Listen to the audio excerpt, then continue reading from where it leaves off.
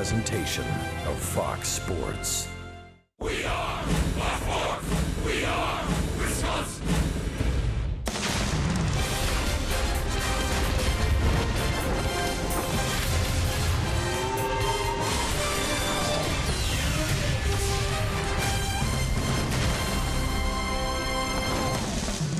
It's a Saturday night downtown Phoenix, and we welcome you to Brewers baseball tonight on Fox Sports Wisconsin. It's the Brew Crew and the Arizona Diamondbacks, Game 2 of this 3-game series. Orlando Arcia, with his first big league hit last night, produced a run. His first RBI as well. Jonathan Villar just keeps on hitting. Couple of doubles over his last 3 games. Got a batting average over 500 in that stretch, and he is still the league's leading stolen base threat. And hi, everybody. We welcome you from Phoenix. Great to have you with us tonight. Alongside Bill Schroeder, I'm Brian Anderson. Sophia Minard, our reporter tonight.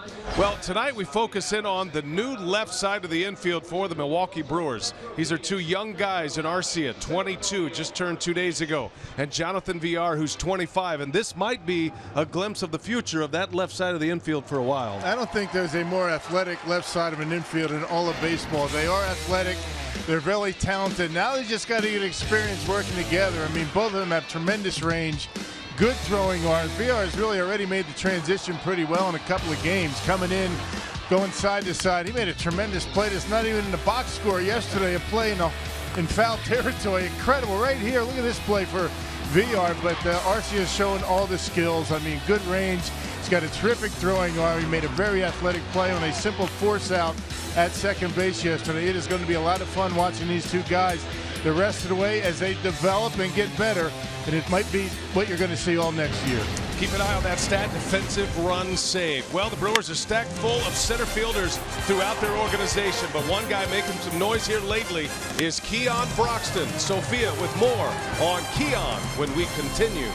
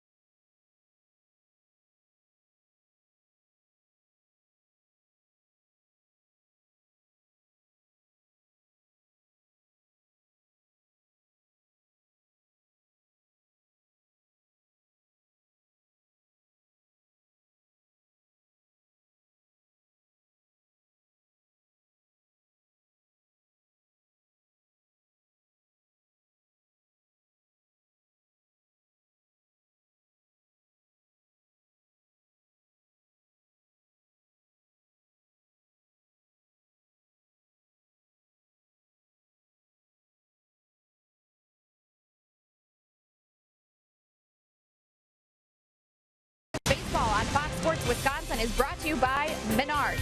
Save big money at Menards on all your home improvement needs. Buy your your local Toyota dealers. Toyota, let's go places. And by Miller Lite, the original light Pilsner. Cheers, it's Miller time. The Brewers suffered a walk-off loss last night, and as they look to even the series here tonight in Phoenix, here's a look at tonight's starters for the Brewers. It'll be Matt Garza. His numbers against the Diamondbacks, a 5-2 record, a .288 earned run average. He'll face the lefty, Patrick Corbin, coming off of Tommy John surgery. He's made 4 starts against the Brewers, a 2-2 record. From Chase Field, I'm Sophia Minard, and certainly one of the bright spots last night in the Brewers' walk-off loss was Keon Broxton's pinch hit home run in the 7th to tie the game at 2. And it's been a roller coaster season for Broxton. It's his 4th time up after making the opening day roster, but since he's been recalled in 10 games, a .292 average, the 2 home runs, he has 7 hits overall, 2 doubles, and 5 RBIs. Broxton has made an adjustment at the plate, lowering his hands, and spoke with me about how that has played into his recent success. It just gets my hitch out of the way. I used to have a big hitch. I would bring my hands down and bring them back up again, and keeping my hands low just helps me to pick them up and not bring them back down. So if I pick them up to a good hitting position, I just fire them from wherever they land. Broxton and the Brewers look to even the series tonight with Matt Garza on the mound. It'll be game 2 between the Brewers and the Diamondbacks. We've got first pitch and lineups coming up next here from Phoenix.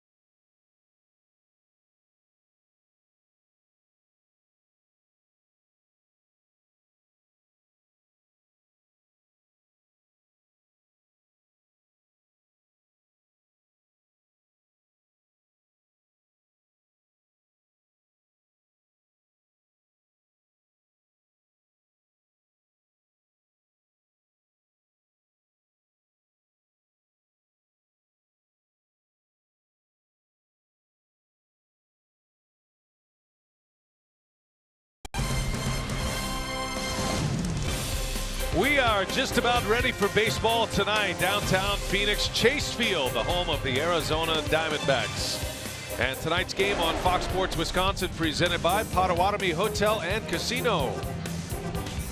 Roof is all closed up, hot outside, perfect conditions inside. It's 104 degrees in Phoenix, Arizona right now on this Saturday night, but a very comfortable 75 inside Chase Field. There is the former Diamondback behind that railing, Craig Counsell, and always a fan favorite here. And Craig Counsell is trying to get his ball club turned around a little bit. Been a tough road trip for the Brewers. Dropped 2 out of 3 in San Diego and then lost last night in extra innings on a walk-off walk. The batting order today, Jonathan Villar leads off. Orlando Arcia moves up to the 2 spot in the batting order today. Ryan Braun hits 3rd. In the middle it goes Hernan Perez, Chris Carter, and Scooter Gennett. Bottom 3, Keon Broxton, Martin Maldonado, and Matt Garza will round out the Potawatomi starting 9 for the Brewers against left-hander Patrick Corbin. Yeah, Brewers beat Corbin back at Miller Park about a week and a half ago. He's had a rough time of it this year. A 530 earned run average, 4-10, has yet to win at home. He's 0-7 here at Chase Field. Earned run average near 7, making start number 5 against Milwaukee.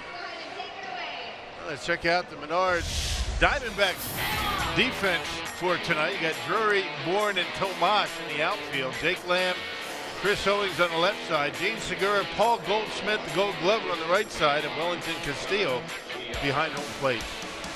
And Tomas, who was the hitting star last night, moves to right, makes room for Brandon Drury in left field, part of that young mix of Diamondbacks players. Sun is setting, and it is pouring in right on the Brewers dugout right now. And right into our dugout camera. Yeah, wearing it, staring into the setting sun as we get started about an hour and a half earlier than we did yesterday. Ready for the game's first pitch, and VR swings at the first pitch, and a base hit to left. And the kid just keeps on hitting. We talked about VR and Arcia, the new left side of the infield in our open. And Rock, you mentioned VR moving to third base. He's bringing the bat that's capable to play third base every day. It's a run-producing spot in the lineup, and Jonathan VR, I don't think, has any issue with that. I mean, even with the lineup or the defensive switch, he has not affected his offense at all. He was on base 4 times in yesterday's game. Here is Orlando Arcia now, and he has been elevated in the lineup. This is where many feel he will land in the batting order. If he's not hitting leadoff, probably slots well as a number 2 hitter. And a lot of the same reasons Jonathan Lucroy was a good number 2 hitter when he occupied that role. He's a good up the middle, opposite field hitter. And the fact that he's hitting in front of Ryan Braun might help him too. Yeah, that's a nice spot in the batting order. He should see a lot of fastballs. Pitchers are not going to want to work around Arcia, are not going to want to risk walking him with Ryan Braun due next. I guess the only thing that you have to keep an eye on is going to be patient enough to allow VR to steal a base. Pretty aggressive young hitter. Arcia with his first major league hit yesterday, had a great day at the plate, but nothing to show for it other than that one hit. Every ball he hit yesterday was a line drive. And Rock, look at his exit velocity off the bat. The 93-mile-an-hour exit velocity, the slowest was his base hit. Yeah, all over the right field. That's pretty impressive. Very good opposite field hitter.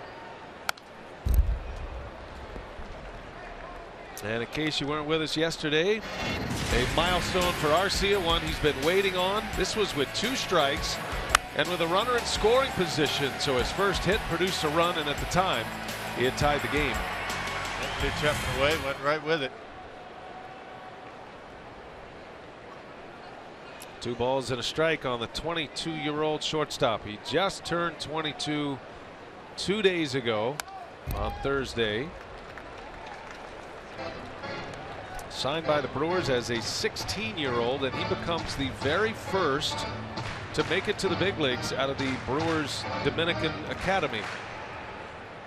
That's a facility that is operated by former Brewer Solomon Torres, former Brewer closer. Brewers launched that academy in '09. Arcia was signed in 2010. And here he is in the big leagues in 2016.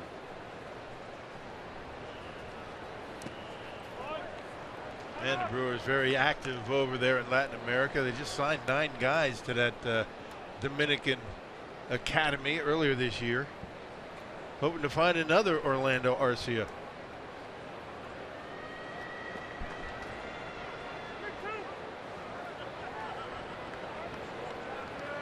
Full count to Arcia with VR at first base.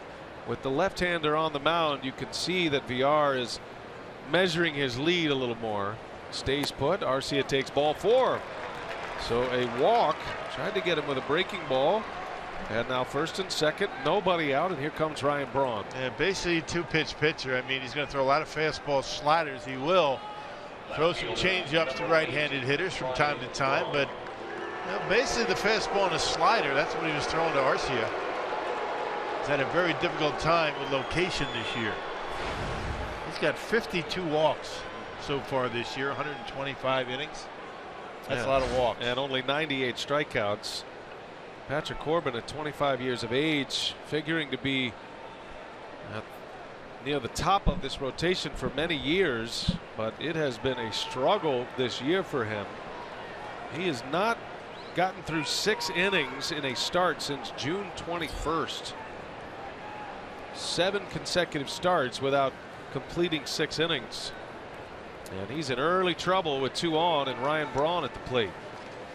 His last 7 starts, a .708 earned run average. It's been hard to figure with Patrick Corbin. And again, has not won here at Chase Field in 10 starts, 0-7. 2 on, nobody out. Braun, the Brewers' top hitter, coming in, batting .319. That's good enough for tied for 5th in the National League. And Braun's numbers with runners in scoring position slightly under his season average, hitting at .309. He does have a couple of home runs.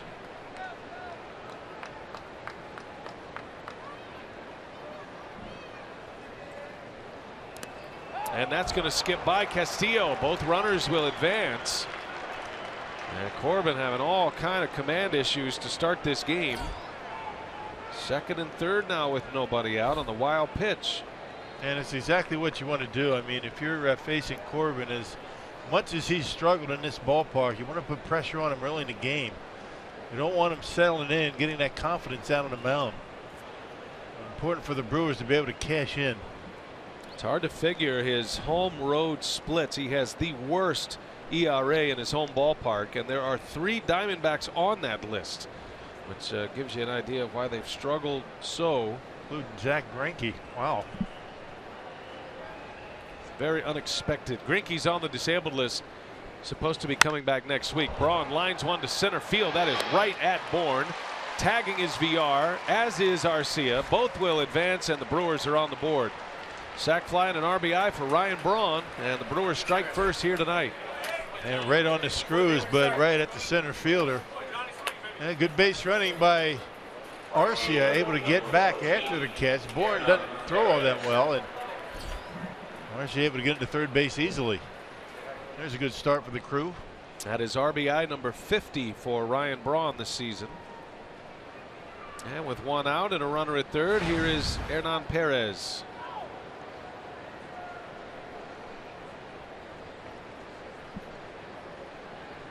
Hernan had a hit last night.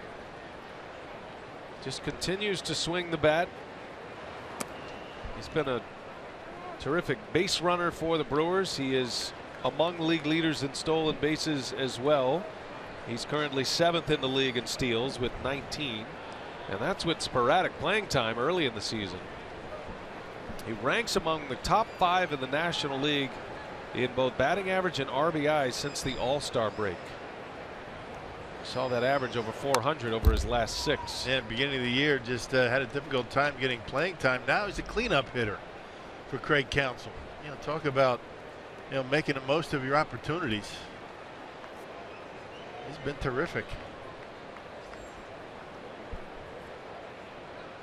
A lot of pressure on him to start the year. He had difficult decisions to make after last season. The Brewers took him off the major league roster, and he decided to re-sign with the Brewers, feeling like he had the best chance to make it back to the big leagues, even though he was no longer on the rosters. Took that chance. That is exactly how it played out. Jeanette went on the disabled list. Perez got the spot, and he has not let it go. And personally, a big year for him as well, because he and his wife welcomed in their 2nd child. And while players try to compartmentalize what they do on the field with their personal life and private life, they are so connected, and you know the pressure mounting for a player who is trying to establish himself as a major leaguer. Just like anybody else, right? Not just athletes. Perez rolls over one foul. And now that Domingo Santana's on a disabled list, he has found himself an everyday job out in right field. So he's taken advantage of 2 injuries, has Hernan Perez, and has certainly made the most of it. Those numbers post All-Star break with the 4 home runs. Was never really a power threat in the Tigers system, and the Brewers didn't feel like he was a power threat when they acquired him from Detroit last year, early in the season. But he's turned himself into a player with some pop. Because he was an opposite field hitter. I mean, just kind of guiding balls to right field, and that's what he did a lot last year. But this year with the playing time, he's gotten a lot of confidence and starting to turn on some fastballs and breaking pitches in on him, hitting him out of the ballpark. 2 balls, 2 strikes. Diamondbacks have their infield in, and Perez able to foul it away. Yeah, that slider for Corbin just does not have the bite that it used to. Had Tommy John surgery a couple of years ago. After a pretty good 2013 campaign, he was an all-star. Doesn't have that quick biting slider that he used to have. Kind of breaks a little bit bigger and earlier, and hitters are able to pick it up.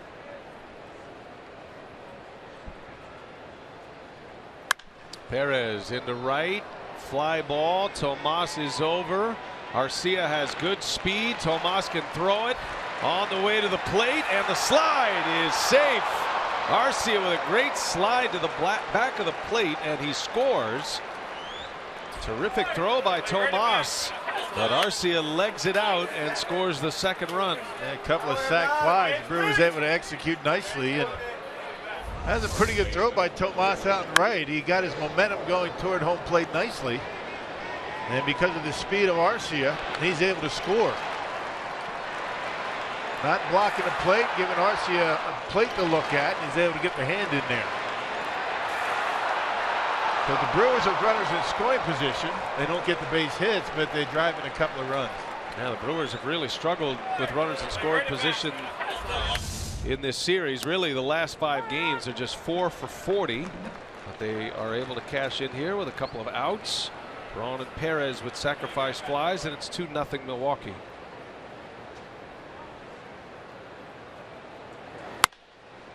Chris Carter lines one foul. How about this slide here, Rock, from Arcia? Yeah, very nice. He's able to avoid the tag. He was never tagged by Castillo, and got the hand in there. This guy can scoot. Among other things, he does very well. Now he is only going to add to the Brewers' success in the stolen base category. Brewers lead the major leagues in steals by a long shot, and you figure Arcia is going to bring that dimension with him as well. And he's a good base runner. Everybody you talk to that has seen him play regularly, including Carlos Subero, the first base coach, who was his manager in AA last year, says he has great instincts around the bases.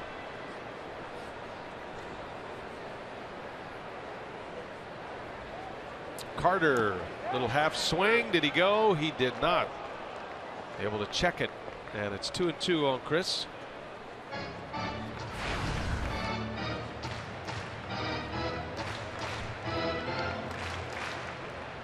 25 homers, leads the club. Braun is second with 16.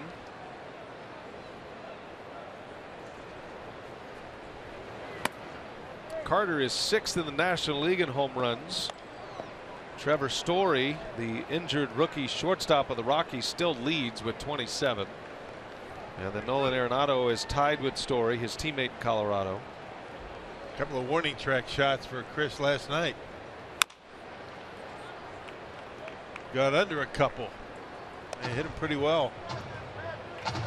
There's a lot of new names in that home run leaderboard right now, with Story and Adam Duvall, the rookie outfielder with the Reds. Chris Bryant, the rookie of the year last year, has a career high in home runs this season for the Cubs with 26. Carter draws the walk, and a 2-out base runner. Second walk of the inning. Second baseman, number 2, Scooter Gennett. And that's going to be an early visit to the mound. Mike Butcher, the Diamondbacks pitching coach, on his way out, former Angels pitching coach. And he's seen this quite a bit with Corbin this year. Just can't really get on track here at home for some reason. No, everybody knows it's a good hitter's ballpark, but the fact that I think you try and be a little bit too fine. You realize you don't have the same stuff that he did before, coming off that Tommy John surgery a couple of years ago. So you try to be too fine, you get behind an account, you either walk a guy or give up a home run. He's given up 20 homers. And 14 of those home runs have come right here at home. Quick trip to the mound for Butcher with Corbin. And here is Scooter Gennett now. Corbin's been a slow starter, and he's had some bad games here, but the starts are what is costing him a great deal. His ERA in the first inning is 5.87, and opponents batting .333 against him in the first innings of games this year, as Gennett cuts and misses.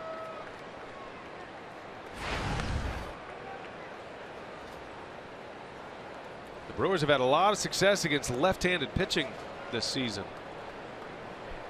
They rank first in the National League in batting average against lefties, on base percentage against lefties. They're third in slugging and second in RBIs against left-handers. And a good start tonight.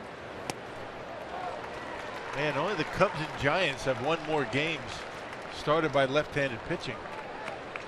The Brewers are 21-14 against lefties. Gennett's success against left-handers has been noteworthy this season, hitting at a .290 clip. The move that Counsell makes with a lefty, he drops Gennett from the 2 spot to either 6th or 7th. It's really the only adjustment that he makes with left-handers on the mound. Gennett's the only lefty hitter in the lineup.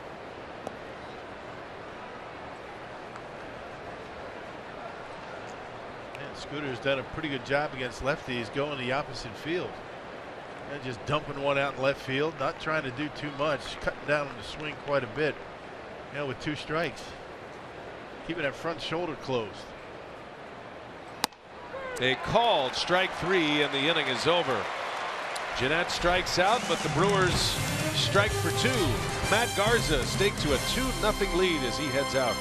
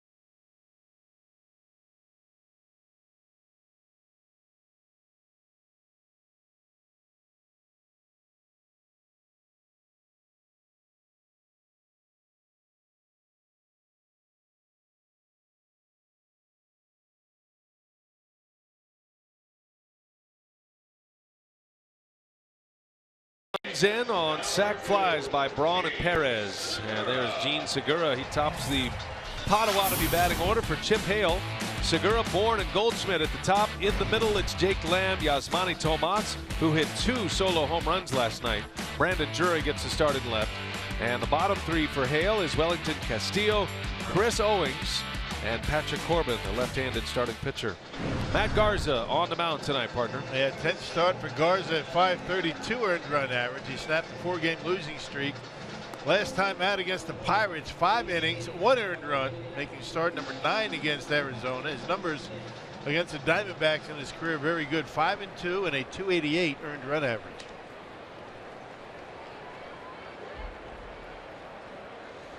The former Brewer Gene Segura will lead the way. He was in the leadoff spot last night. He's had a nice year for Arizona. He's hitting .307 coming in, despite an 0 for 5 last night. Just outside the top 10 in the batting average leaders. It's been his best year since his All-Star season of 2013.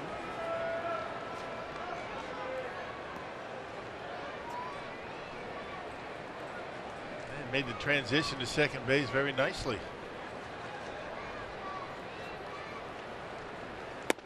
And again, really hasn't affected his offense, has it? Segura was a second baseman in the Angels system and made the move to shortstop the year before the Brewers made the deal to get him.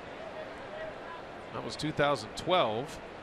That was the Zach Greinke deal. There's actually news about that Greinke deal with the Angels that year. The Brewers have released Ariel Pena. Yeah. Johnny Helwig, Ariel Pena, and Gene Segura were the three pieces that came to the Brewers for Zach Greinke in 2012. Greinke went to the Angels, was okay for them, did a good job, and then spurned them in free agency, signed with the Dodgers. And then when his opt-out came, he ended up signing here in Arizona as Segura lines to Jeanette, and out number 1. Hey, let's check out the Menards Brewers defense. Talk about slapping the leather. They did a nice job in yesterday's ball game. Very good, solid defense for the Brew Crew last night. Braun, Broxton, and Perez in the outfield. And Ken Broxton getting a start tonight against a left-handed starter for the Diamondbacks. VR Arcia on the left side, Jeanette Carter on the right side, and once again Martin Maldonado behind home plate. John Tumpane calling the balls and strikes. Chris Siegel, Brian Onora, and Jeff Kellogg on the bases. Kellogg is the crew chief over at third. There's a liner right to short, right to Arcia for out number 2. Pretty smart pitching so far by Garza. Giving up line drives right at your fielders. As Yogi Berra would say, they've been putting a man there for 100 years. Except that hardly applies anymore with the defensive shifting these days. Right. You never know where they're going to be these days. So 2 quick outs on 4 pitches, and now Paul Goldschmidt. And that alignment right there is about as straight away as you'll see any Brewers defense. That's because you never know where Goldschmidt's going to hit it.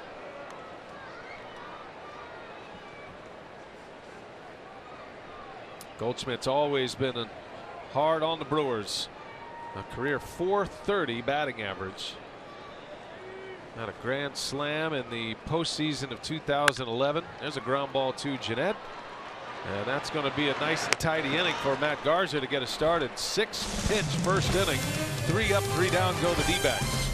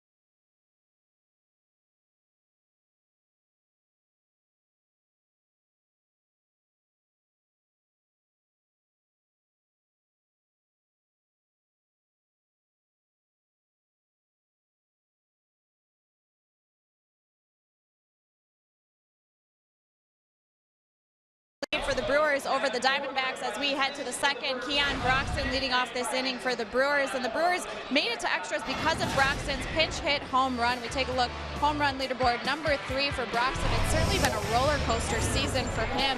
He started on the opening day roster. He's now up for his 4th stint, and it's really been an adjustment that he's made with his hands at the plate. He said he was keeping them up, so he's dropped them down to eliminate that big hitch of moving his hands up and down. So he says by eliminating that, he feels like he's in a much better position to hit, seeing the ball better like he just did, dropping one into the gap there to left center. Good call, Sophia. Broxton can really run, and he races to second with a double. Boy, he is exuding confidence right now. He's got it going at the plate and hitting the ball with some serious authority. Still has a little move with those hands before he starts the bat, but I mean, more playing time is going to mean better results for Keon Broxton. A lot of young hitters are like that. He dropped those hands a little bit, and it certainly has paid dividends. He and Darnell Cole's working a lot. He worked on it down in the minor leagues, where he hit the ball extremely well, and the more playing time he gets, the better production you're going to see. Well, Keon's a smart guy, and he knows the story with the Brewers system right now. He knows this is a farm system stacked full of center field prospects.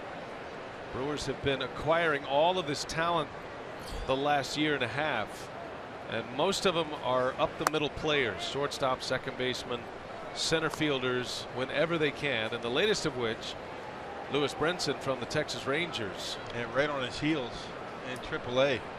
And so Broxton knows this is his opportunity right now. He's the one in the big league uniform, and he's hoping to answer a very slow start. He was 0 for his first 23, but hoping to lock in now. He's looked much better as of late at the plate, as Maldonado gets drilled right on the foot by Corbin. Well, instead of taking 4 pitches and walking Maldonado, they decided just to drill him. Yeah, might have got him in the knee here. Let's take a look at this breaking ball gone wrong for Corbin. Not even close. Yep, right on the knee bone. That's going to hurt, especially for a catcher. Squatting down, up and down, and right on the outside of that left knee. At the plate, pitcher number 22, Matt Garza. Maldi has walked a lot out of that number 8 spot, which is something you would expect. You need a guy that's pretty patient at the plate in that number 8 spot, and Maldonado does a pretty good job of swinging at strikes.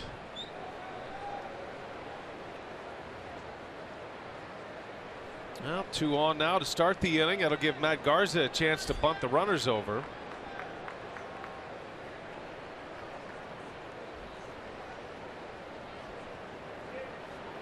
And Garza squares. Good bunt. Played by Lamb. And there is out number 1. Sacrifice for Garza. Put it right where he wanted. And both runners advance. Yeah, Key is getting it by the pitcher. Left-hander's going to fall off toward third base. You get it by the pitcher, make the third baseman field it, and he's able to get the job done.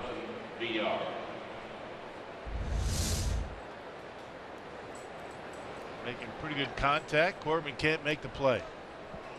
Garza with his 3rd sacrifice bunt of the year. Remember, he missed the first 2 months of the season, out with that lat injury behind the shoulder blade.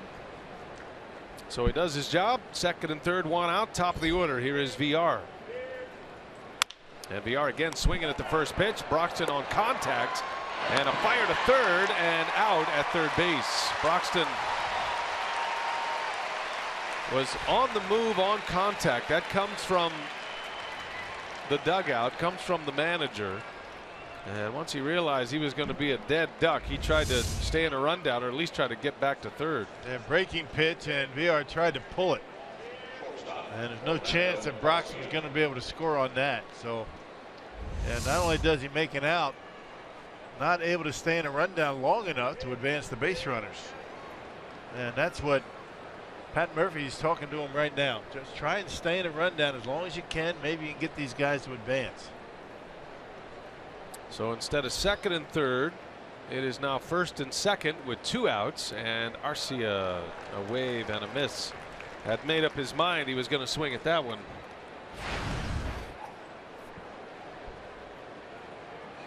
Arcia drew his first major league walk.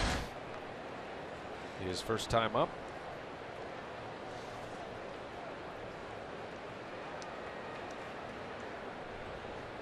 So he's got the hit out of the way, the RBI, the walk. Looking for his first home run. Thought he hit one out last night. He drove one to right. And it was a great catch out there by David Peralta. Could have changed the game right there. Yeah, he really looked good at the plate last night.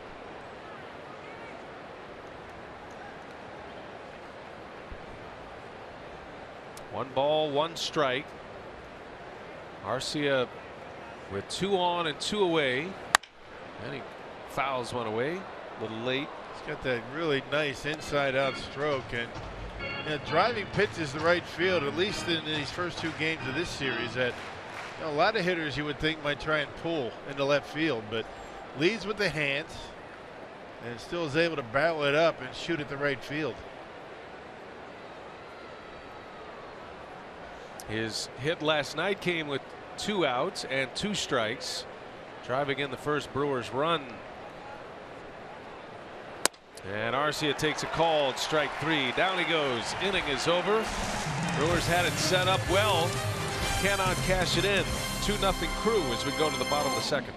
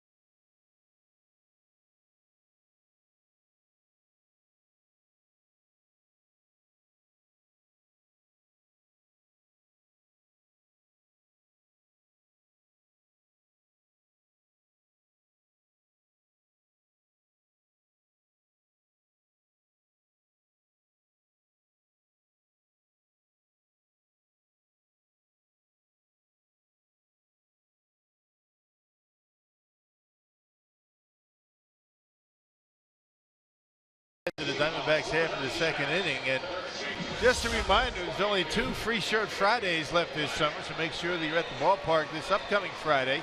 And it's August 12th, as all fans in attendance for the Brewers and Reds game will get a Milwaukee Icons t-shirt courtesy of Wisconsin Harley Davidson.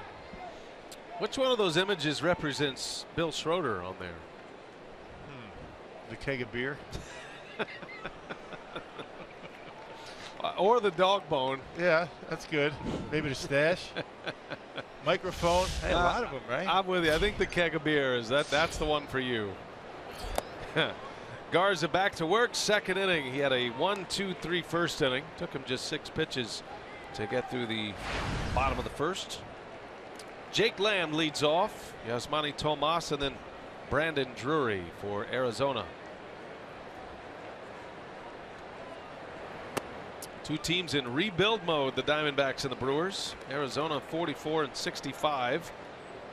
They are in last in the National League West, 11 games under.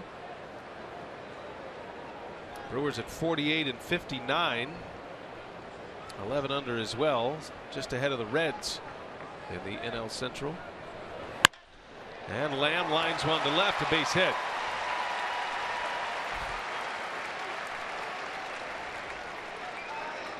Garza's first hit allowed. And here comes Yasmani Tomas. Tomas has been a Brewer killer this season. He's only been in the big leagues 2 years, and he's found Brewer pitching to his liking. Had a 2-home run game in Milwaukee. And in his last 3 games, 4 home runs total, with another multi-home run game last night. 2 solo shots last night. Yeah, one to left, one to right on 2 different pitches. He gets them in bunches, and he's on a tear right now.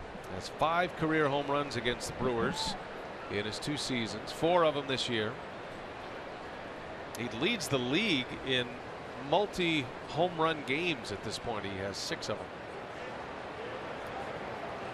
As a matter of fact, in the last 12, the Diamondbacks have hit 13 home runs. Tomas has 8 of them.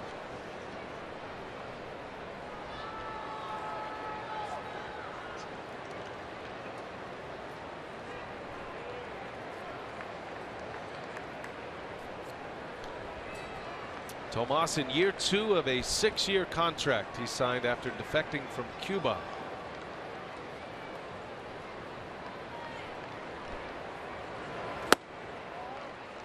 Last night started in left. He's in right field tonight. Has a very strong throwing arm, as we've already seen. He made a play close at the plate.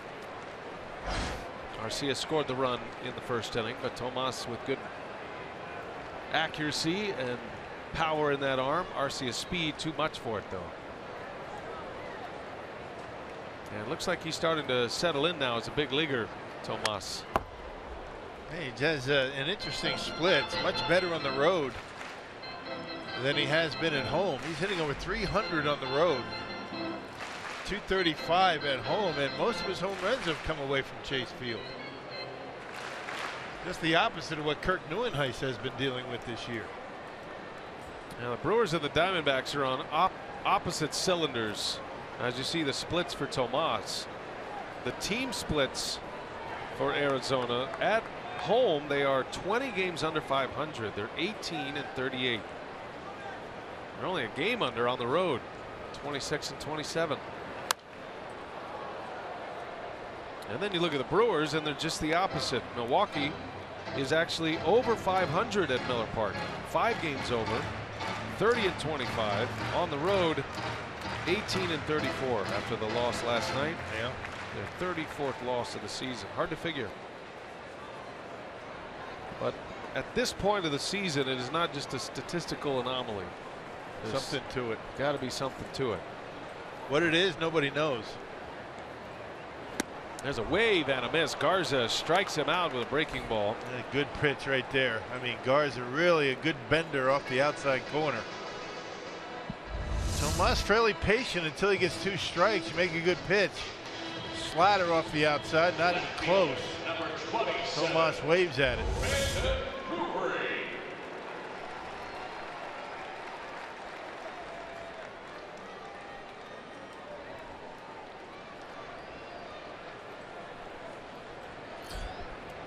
Runner at first, 1 out for Brandon Drury. I was talking to some of the folks around this ball club. You know what they were doing with Tomas, you know, to try and figure out what's going on with him on the home side. They started throwing batting practice about a half an hour before the game. Take him in a cage, have some swings, very similar to the timing that he goes through on the road. That makes sense. So, I mean, if you think of that, and you talk about Neuenhuis, I know Neuenhuis has had such a rough time on the road. Maybe just the opposite. Maybe have Neuenhuis take swings while the visiting team is taking, or the home team is taking BP. Just have him sit in the clubhouse the rest of the time. He needs that 2-hour window of off time on the couch. Right? I mean, just the opposite of Tomas. Right. So just explain how it works, though. Batting practice is pretty standard across the big leagues. Home team first, visiting team there's second. about 2 hours difference. I mean, the home team stops taking batting practice about almost 2 hours before the game, and not a whole lot goes on. And then the visiting team hits after they're done, so not as much time between the end of BP for the visiting team and the start of the game. So maybe switch it up with Neuenhuis, perhaps. Swing and a miss. Brandon Drury chased a nasty little sinker from Garza. Down he goes, back-to-back Ks. And 2 outs in this second inning. That's a nice 2-seamer, and again, another Brewer pitcher that's been very effective coming inside. We saw that last night with Chase Anderson. bunch of the Brewers starters really attacking the inside part of the plate, and Garza doing a good job with it right there. 2 gone, runner at first, a leadoff single. And here is Wellington Castillo, former Cub catcher, now in his 2nd year, traded last year from the Cubs to the Diamondbacks. And strike 1 from Garza. Hey, remember Dave Bush, pitcher for the Brewers? Yeah. And he would really have a difficult time in the first inning. So the Brewers had him change up his routine, have him go out there a little bit, throw some, sit down, and then go back and continue to warm up as if it was the start of the game. And when he went out there to start the game, actually, it wasn't like the start of the game. Right. So they tried to switch things up, do something crazy. Why not? It might work. I remember Dave Bush, and I'm sure there have been other cases, but when he was a starting pitcher with the Brewers, because of those first inning troubles, one of the things that they had him do, and he wanted to do, he'd go shag fly balls in BP, the starting pitcher that night. You never see that. So I guess when you have interesting splits like that, you might try something crazy. Yeah. It might work. Change the routine. Right. One thing we saw tonight that you rarely see anymore, the Diamondbacks took a full infield practice. Good old-fashioned infield right before Wasn't that great to the see? game started. I have not seen that in the big leagues outside of spring training in my 10 years. In front of all the fans. I mean, that's something you don't see much. Arcia backhands it, throws to second for the out to end the inning. And Garza works around a leadoff single. Good start for Garza, 2 scoreless, and the Brewers lead 2-0.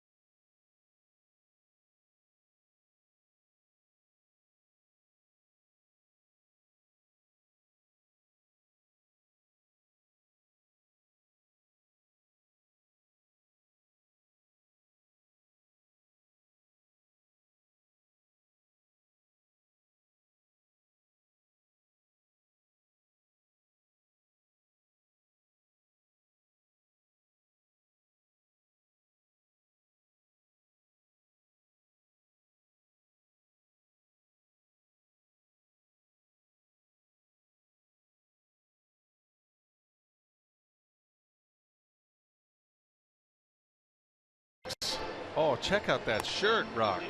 Puffy shirt. Well, I don't want to be a Pirate. Yeah, fan favorite tonight. Hold on to it. It's going to be stylish at some point. Yeah, all you kids out there, just ask your parents what that Seinfeld reference means. Google it. It's on YouTube. Great episode. All of them were. Yeah. Ryan Braun will lead off for the Brewers as we go to the third. 2-0 our score. Braun drove in the first run with a sac fly, more like a sacrifice line drive. He hit one right on the nose, right at Bourne. Brewers had back-to-back sacrifice flies in that first, and Braun up there hacking early on a breaking ball. Good pitch. I mean, he's thrown a lot of sliders. That was almost more like a curveball that time at 78 miles an hour. Patrick Corbin, 2 in the first, had traffic last inning, was able to pitch out of it. Interesting statistical anomaly in the first inning, Ron. So first time through the batting order, actually. The Brewers recorded 3 official at-bats. That's it. First 9 hitters. 2 walks, 3 sacrifices, 2 sac flies, and a sac bunt. and a hit by pitch. How about that?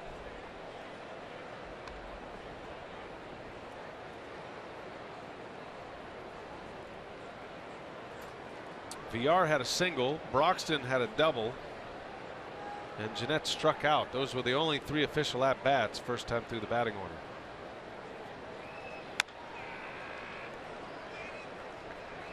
It's not going to win you anything at the water cooler, but it's just an interesting anomaly from tonight's game. You see that, and we actually saw a team take infield practice before the game. Things are very strange today. All in the same day. It's not a full moon, is it? I can't see. There's a roof closed up above. Plus the sun's out. 1-2 pitch. Braun on the ground to short. That's Owings out there. And out number 1. Let's take a look at our Carsoup.com trivia tonight. Who was the last Brewers duo to each have 40 or more stolen bases in a single season?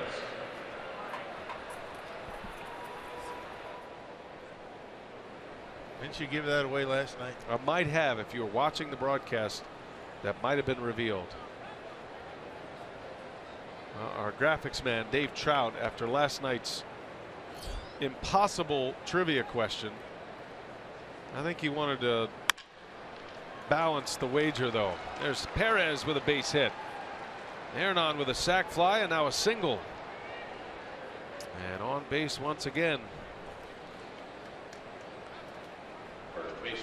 One out hit for the Brewers right fielder. That'll bring up Chris Carter now.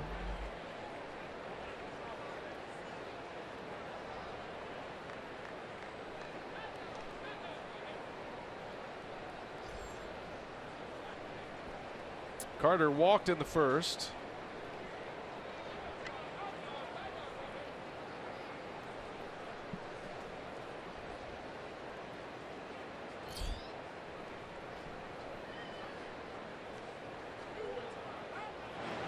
Perez with a very short lead. He is a stolen base threat.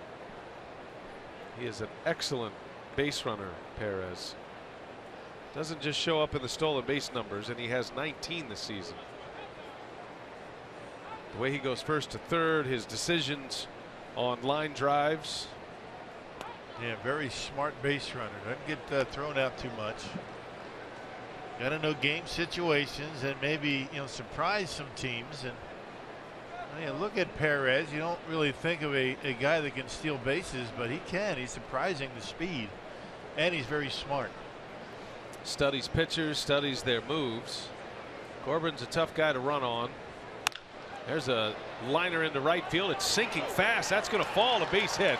Hernan's on his way to third, and he'll stop there as Chris Carter with a base hit.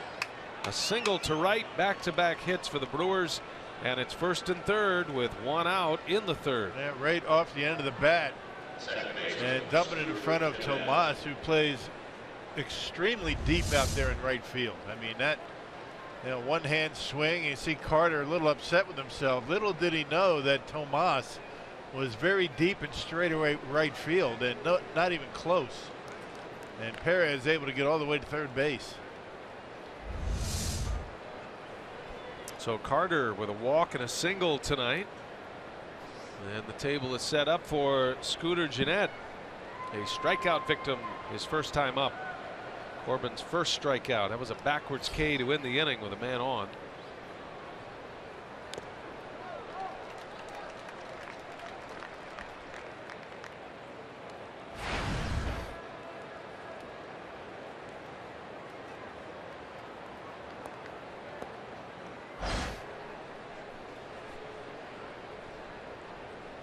Scooter Gennett has been able to raise his batting average 90 points from last year to this against left-handed pitching. He hit just 194 last year against lefties, and he didn't play much against lefties. Ground ball to third. Nice pickup by Lamb. He goes to second. Out there. Throw to first. Not in time. Close play. Segura with that great arm. That's pretty good base running by Perez right there. I mean, normally you're going to take off, first and third, one out to try to avoid the double play, but I mean, there's no chance right here. Check it out. He was actually thinking about taking off on the throw to second base, but I think Segura would have had an easy play for him at home plate. That was close at first. Goldschmidt couldn't hang on. That was bang bang. There aren't many second basemen who throw the ball like Gene Segura. That's as good of an arm as you will see. Even in slow motion, it's got some heat on it. Yeah, he really bounces away from second base and gets something on that throw. And had Goldschmidt been able to hold on to it, it probably would have been an out. Yeah, I think you're right. All right, so first and third, the Brewers have a chance here. Keon Broxton with 2 outs. Didn't waste any time his first time up. Broxton ripped one into the gap in left center field on the first pitch he saw. First pitch fastball. That's why they gave him a curveball this time. Slider. Batting average is starting to rise and be respectable. It's up to 180. You consider where he started. He had a lot of making up to do. Yeah, 0 for 20 something. That'll put you into a big hole. First and third, 2 outs. And ball 2. 5 hits with runners in scoring position this year. That includes 2 doubles. He's been racking up the extra base hits lately. He has 16 hits for the year, right? 8 of them have been for extra base hits, and 4 of his last 5 for extra base hits. And you look at his last 10 games, 292 average, 2 homers, both pinch hit homers, 5 runs batted in.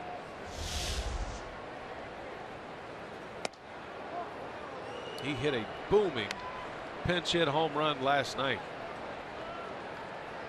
Straightaway center field on a changeup, providing all the power for that home run. I saw him before the game. I said, I didn't know you had that kind of pop, Keon. He goes, I didn't either. But this new batting stance, at least the starting mechanism, is giving him a lot more power, and he'll draw the walk. So again, the Brewers put multiple runners on in an inning. Now bases loaded with 2 outs, and Maldonado coming up. And just not able to really locate all that well. All 3 innings he's been in trouble, but to this point has been able to minimize the damage to only 2 runs. All that damage, all that activity on the bases in the second inning, and he didn't use that many pitches. Amazing. He's given up 4 hits. He's walked 3. He's hit a batter. But the Brewers have been aggressive, so getting a lot of early results in counts. Maldonado was hit by a pitch his last time up. He's got him loaded up here. 2 outs in the inning, the 8th place hitter.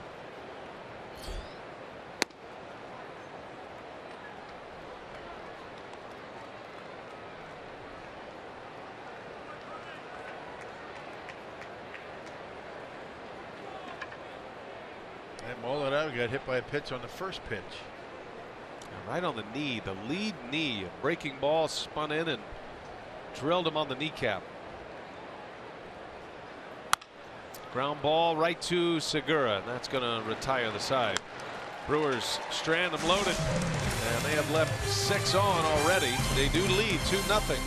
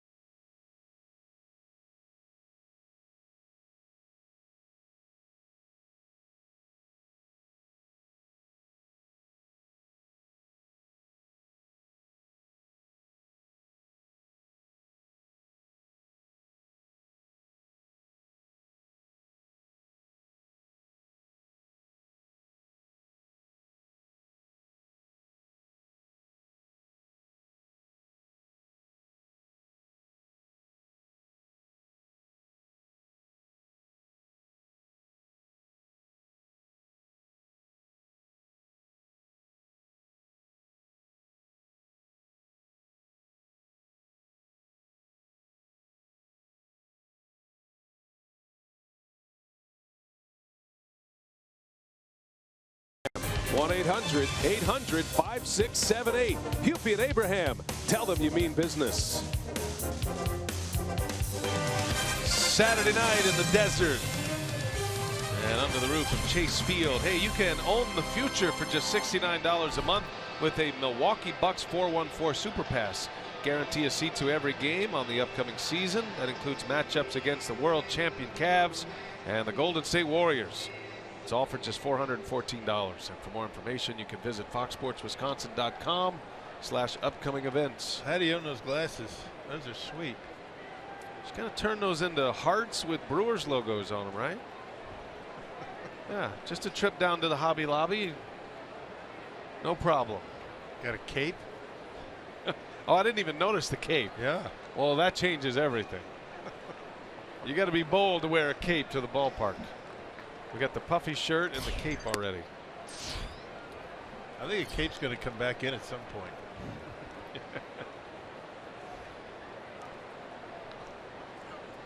Those are great. They are.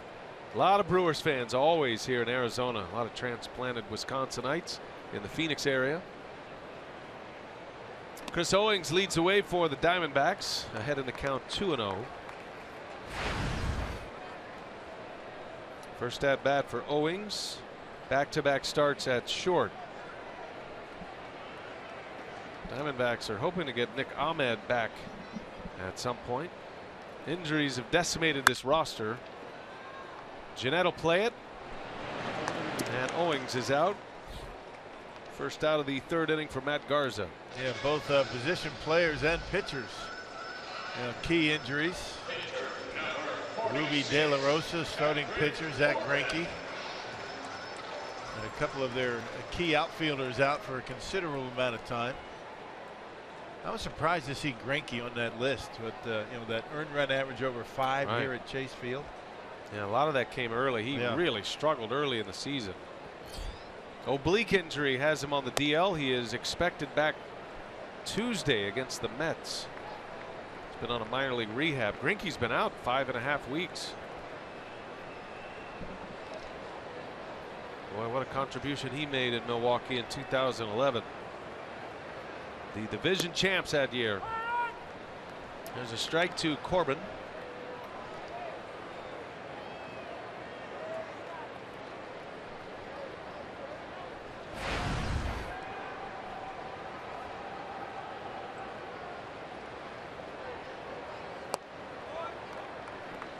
Corbin can swing the bat a little bit. That 300+ average is no fluke. He has 14 hits this season, including 3 doubles. He has a triple, and he's driven in 3 runs. He is a legitimate weapon with the bat in his hands.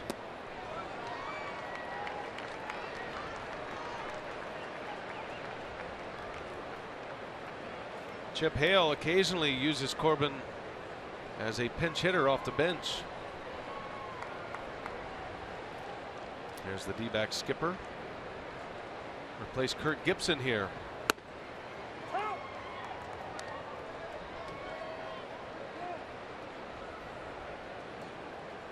The Diamondbacks thought they were going to contend this year. It just never happened. To get out of the gates very slow.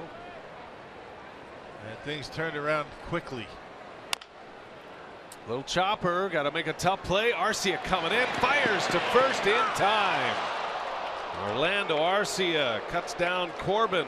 Out number 2. What balance for Orlando Arcia to come in that hard. Coming in full steam, able to grab it with the glove, make the transfer. Check this out. This is not an easy play right here. Look how quickly he's moving. Gets rid of it quickly, and he's able to get the out barely at first base. Corbin getting down that line quickly and just getting him by a half a step. He just does it so smoothly, and by that much. Diamondbacks took a look at it in their video replay quarters, but they will not challenge. The out is recorded. 2 up, 2 down for Garza. Back to the top of the order now, and Gene Segura. And getting it in and out of the glove that quickly, running that hard, is the toughest part of that play. Without bobbling it, he's something. Might take him a while offensively, but he is big league ready defensively. How quickly he gets rid of it. Actually rolled the ball right out of his glove into his hand, and a bullet over to Carter. That's a great look at it. Rolled it into a strong grip so he could make a good firm throw to first base. A lot of skill that he just made look very easy. Gene Segura was that way as well. Segura wasn't as smooth as Arcia. Remember, he had the great body control and he could get off the ground quickly on a dive. Bouncing ball to VR. He's got a long throw, and it's a good one.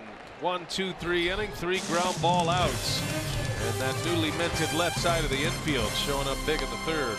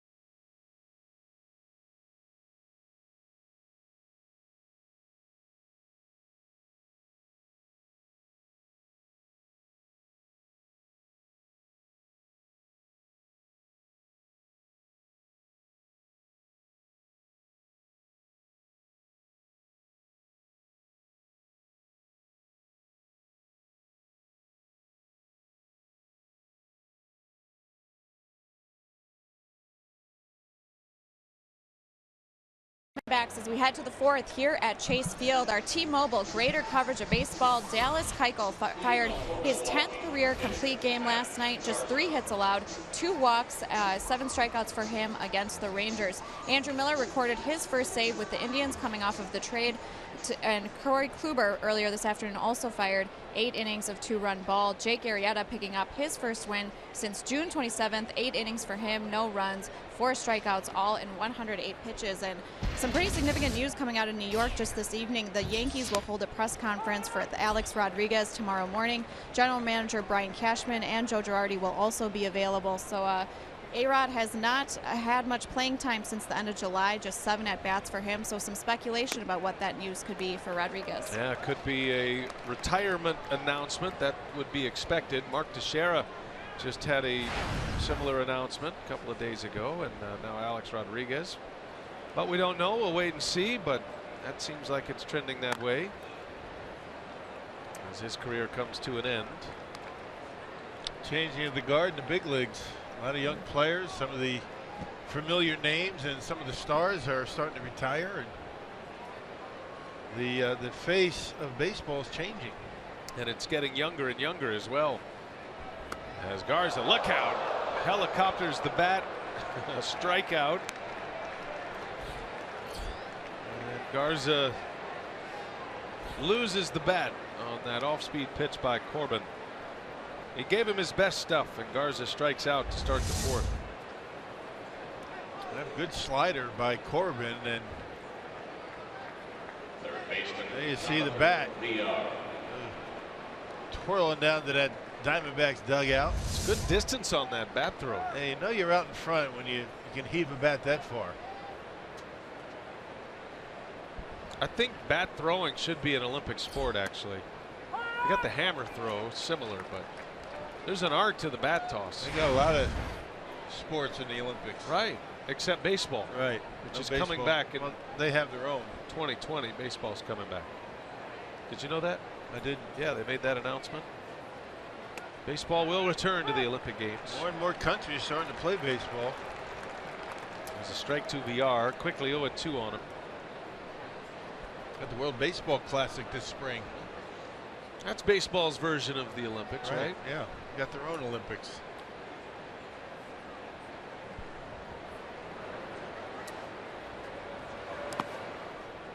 That was interesting there. Did you see VR as he backed up right before the pitch came? Backed up in the batter's box. He's been extremely inside conscious here lately, I should say. Watch his feet. Let's see if he's backing up again. Almost as if he can sense the movement of Wellington Castillo, sneaking inside. It's almost like he has an eye in his ear. Check it out. I mean, he's looking at the pitcher. He senses that the catcher's coming inside, and he backs up. That's a good eye right there, partner. He's done that back-to-back pitches. Remember Hal Morris of the Reds? Yeah. Left-handed hitter, but he had happy feet in the box. Stays put this time, takes a ball. Castillo's outside, almost as if he knows where the catcher is setting up.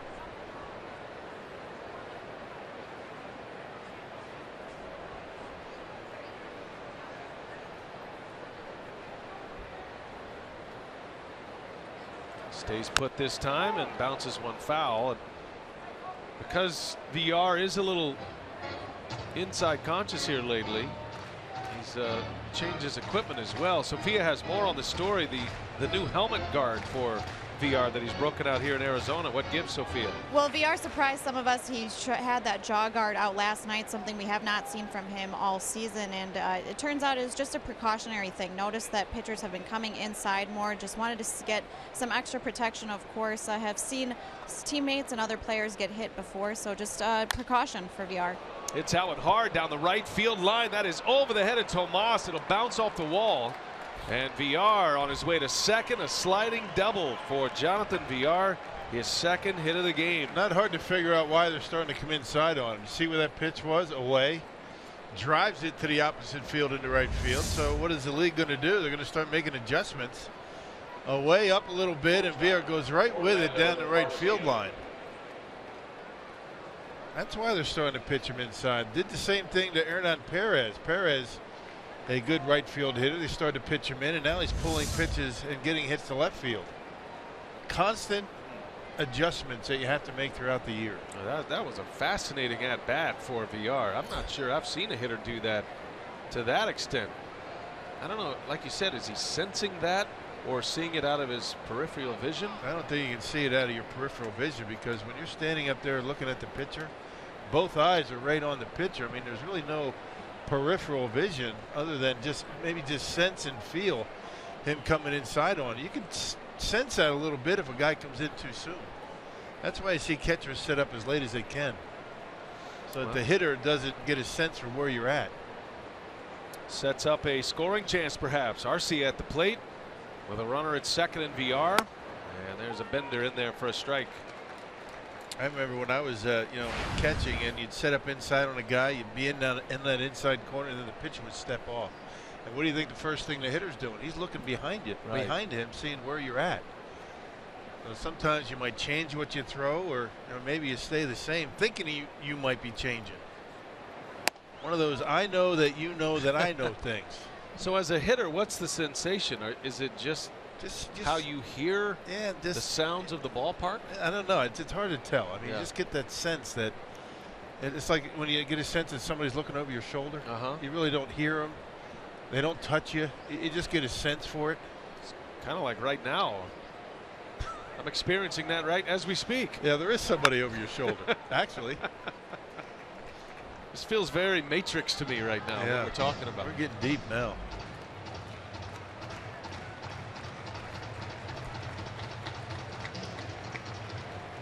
Now the Brewers are trying to cash one in this fourth inning. They lead 2-0. 2 first-inning runs. Sacrifice flies from Braun and Perez. And there is the speedy VR, who has not looked eager to run tonight thus far in his 3 trips on base. And one of the reasons for that, he might be giving Arcia a good look at the pitches and not bouncing around out there, being a distraction out on the bases, giving him an opportunity to settle in. They were holding him on pretty close. Segura is right on top of him. 1 ball, 2 strikes on Arcia. And that one's deep left field, way back there. Drury looks up and he'll make the catch at the track. Tagging his VR and he'll make it. So Arcia sends one deep into left field. Flies out for the 2nd out, but VR advances. And just missed it. Got it down on the trademark just a little bit. Well, he's 1 for so far, but it's a hard 1 for. And that pitch in on him, got it down on the handle just enough to keep it in the ballpark. Put a nice swing on it. As he matures, as he gains strength, there are those who feel like Arcia is going to be a power threat. Showed it a little bit in the minor leagues. Still so young. And not nearly fully developed. His strength will improve. He'll continue to get better, and he's been swinging the bat well since he's been called up. His brother is a power hitter, Osvaldo Arcia, formerly of the Twins, now with the Tampa Bay Rays. Much different kind of player than Orlando. So here is Braun with a runner at 3rd. 2 outs in the inning. And we'll see how eager Corbin will be to pitch to Braun. Trade away Jonathan Lucroy. You lose a key bat in that protection role for Ryan Braun. I was talking to him at the cage before the game today, and he's noticed a significant dip in strikes thrown to him. And a lot more breaking stuff. Like that one. And he's going to have to remain patient. I mean, he can't really expand his strike zone. That's not going to do anything for him other than give him a bunch of offers. If they're not going to pitch to you, let the guy behind you drive him in. Got to have that patience at the plate.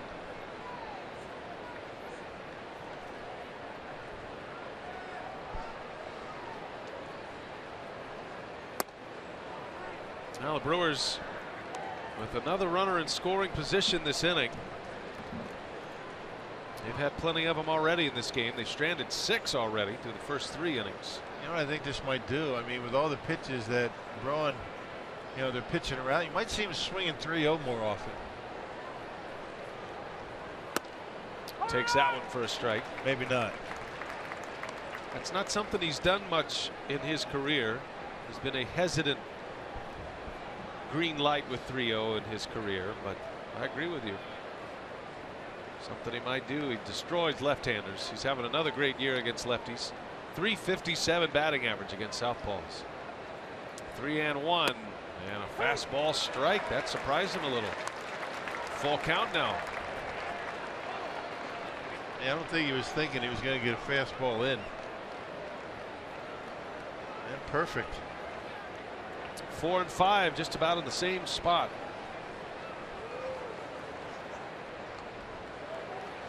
Full count, runner at 3rd.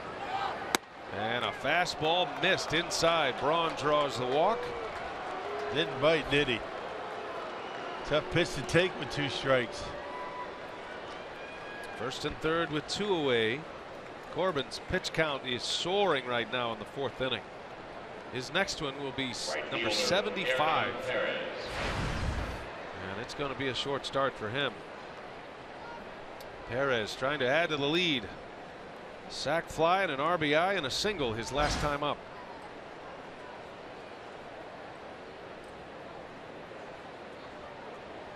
The Brewers are 3rd to last in the National League batting average with runners in scoring position.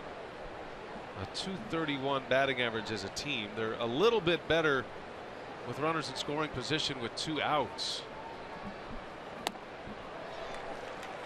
7th best, as a matter of fact, in the National League. A .220 team batting average. And Hernan has been exceptional with runners in scoring position this season. .320 hitter, including one of his 8 home runs.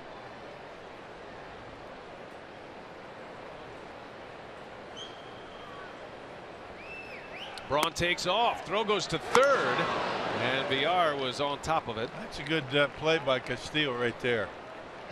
Yeah, thinking that VR might be trying to steal a run. Ryan Braun taking off. And the Diamondbacks, that was a play called from the bench. Do not throw through and try and get VR, who's probably going to try and get a little bit off the bag to steal home. Stolen base number 13 for Braun. He's got a chance at a 2020 season this year. Second and third, 2 outs. 0-2 pitch. And Perez strikes out. Castilla will apply the tag to secure it, and that will retire the side. Brewers strand 2 more. They've left 8. But Garza's pitching well, and it's 2-0 Crew.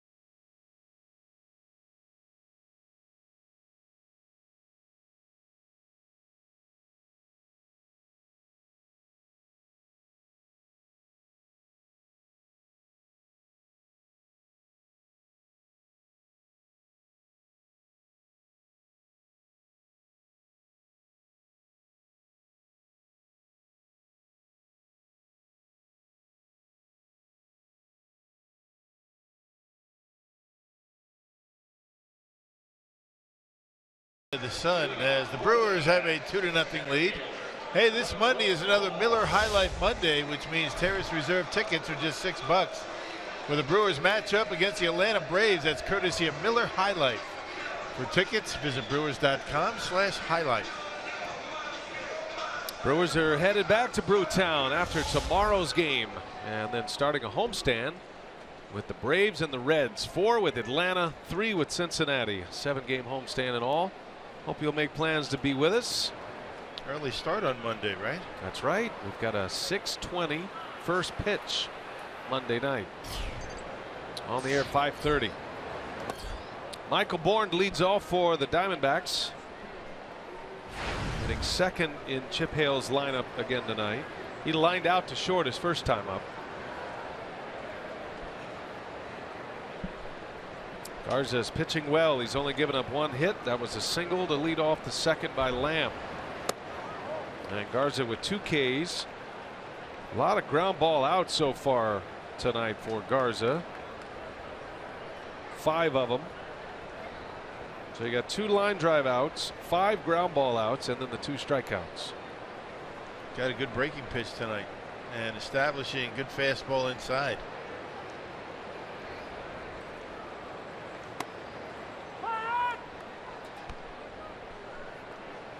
Garza certainly hoping for a finishing kick to the season. Missing the first 2 months of the year with that injury to the lat muscle, back of the shoulder. Took him a while to come back. He went through a minor league rehab assignment, 3 starts. And so you look at his numbers, and tonight is just his 10th start of the season. Did not return until June 14th.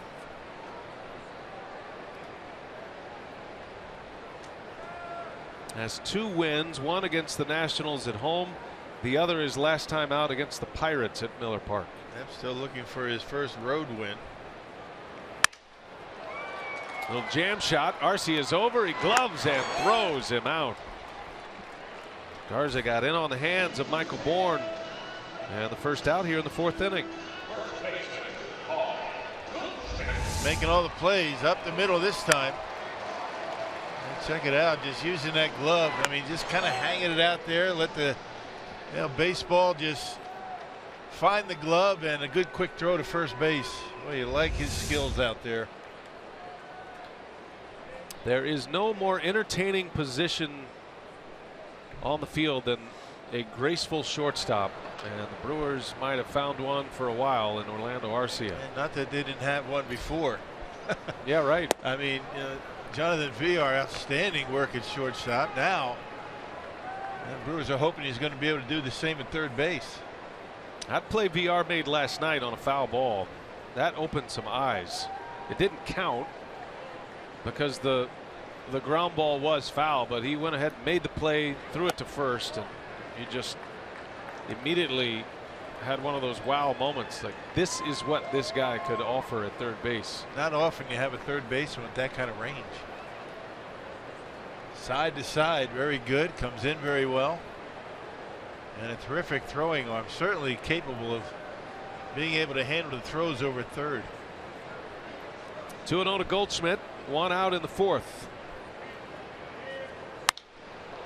In the air, slicing foul. That'll end up in the seats. 2-1 to Goldschmidt.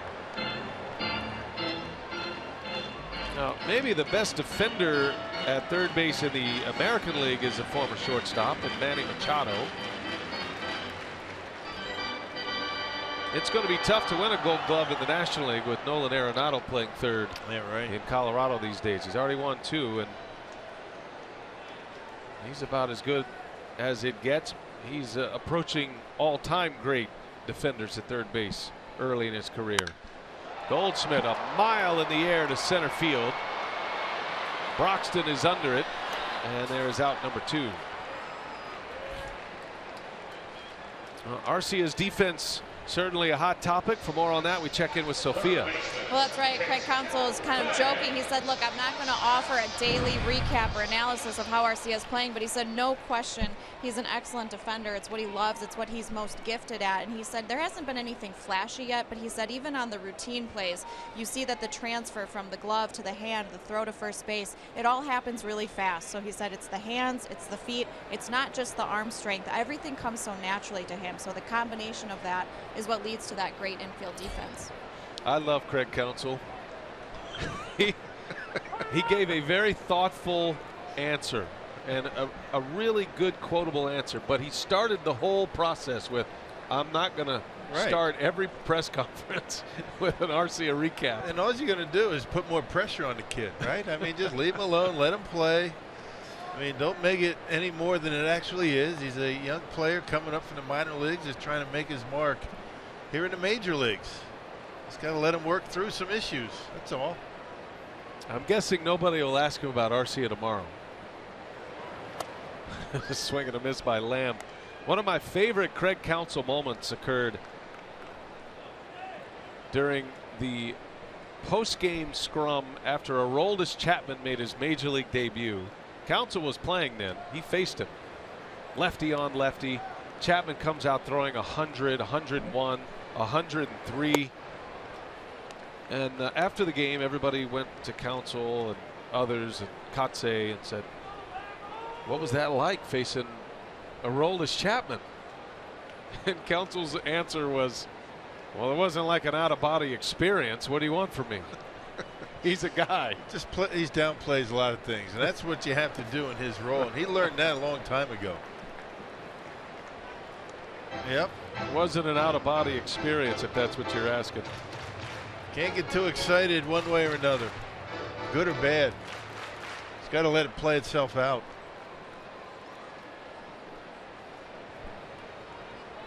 First full season as the Brewer skipper, Craig Counsell. He's got Pat Murphy, former Arizona State head coach, longtime head coach here at Arizona State as his bench coach. 2-2 the count, and Lamb fouls it away. He's a little bit late. Count stays at 2-2. Seems like the Brewer coaching staff is very well connected. It's been one of the impressive things we've seen with them during this rebuild season. They have regular meetings in the mornings. Had one this morning, as a matter of fact. council summits. There's a swing and a miss. Garza strikes out Lamb. Maldonado pounces on it, fires to first to secure it, and the inning is over. Garza picks up his third K. He's rolling along in Phoenix. 2-0 Brew Crew.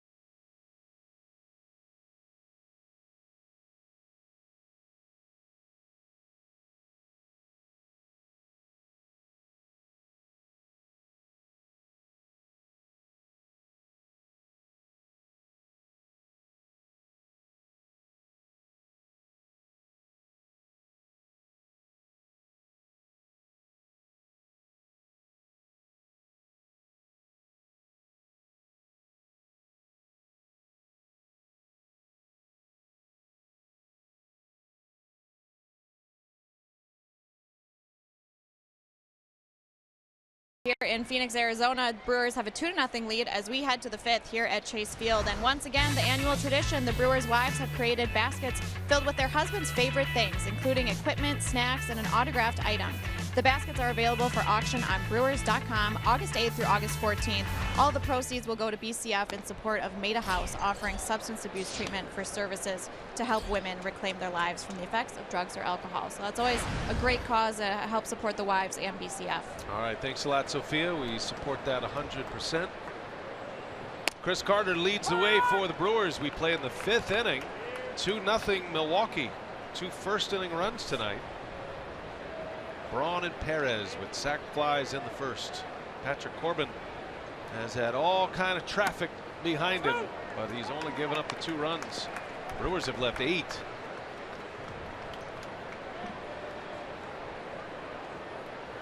Corbin was originally a member of the Angels organization.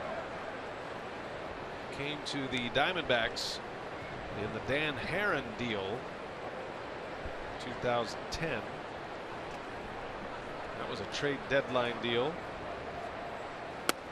There's a called strike 3. Carter is out.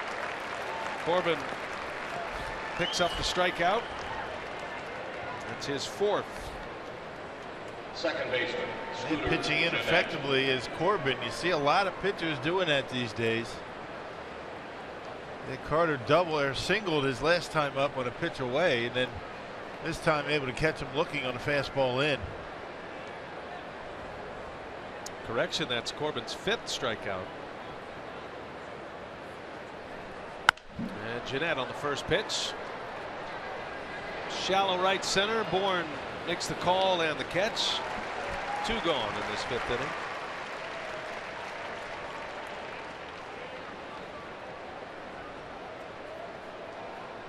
Saw that Brett Favre jersey a moment ago, Rock.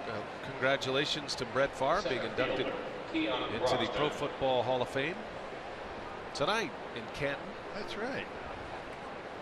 I'm not all in on the Brett Favre display, though, that has his Packers uniform and his Vikings uniform. I don't understand that. How many years did he play in Minnesota? A couple of years? Yeah, right. 4 years? I don't know. Jets, Vikings. Yeah, there's no Jets jersey hanging out.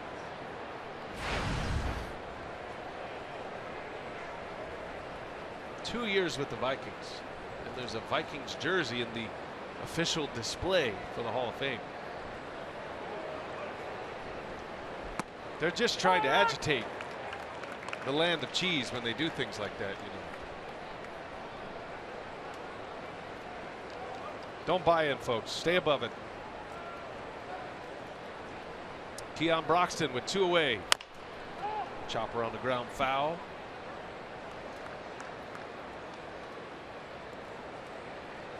Now, if they put a Falcons jersey in there and a Jets jersey, I'd be okay with it. All the teams you played for. Yeah, represent all of them, not just the ones you want, right?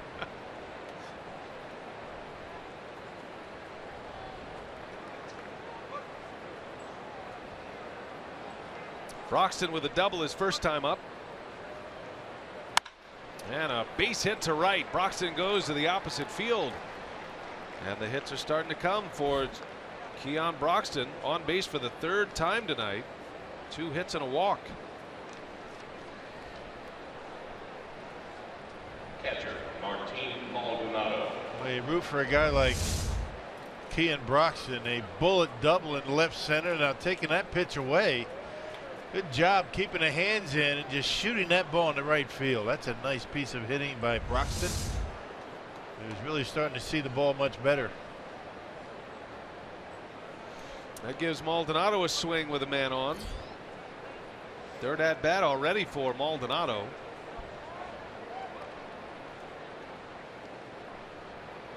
Feels like Patrick Corbin should be down about 5 runs at this point. Man, no kidding. A lot of base runners left on by Milwaukee. 8 already in the first 4 innings.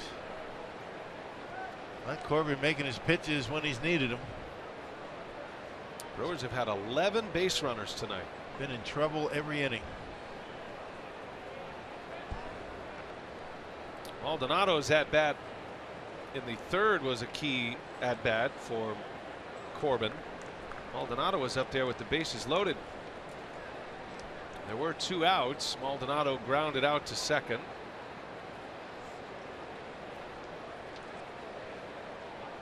Two first-inning runs has him on top. Maldonado hoping to add to it. Broxton takes all, pitch inside. The throw is late, and Broxton steals second.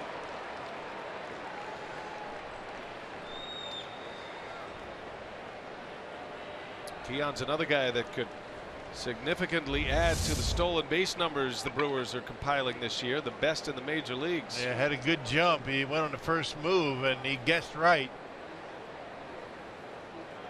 Look at that lead, good lead, kind of playing possum with his hands on his knees and taking off on the first move.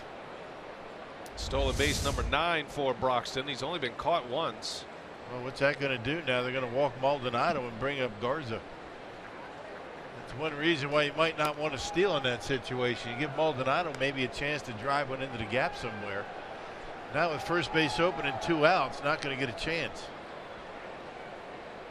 But it does clear the pitcher's spot next inning.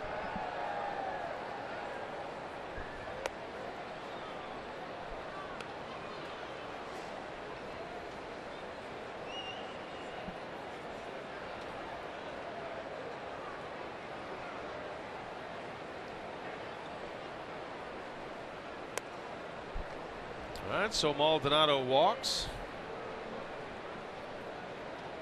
And now the Brewers will send up their secret weapon, Matt Garza.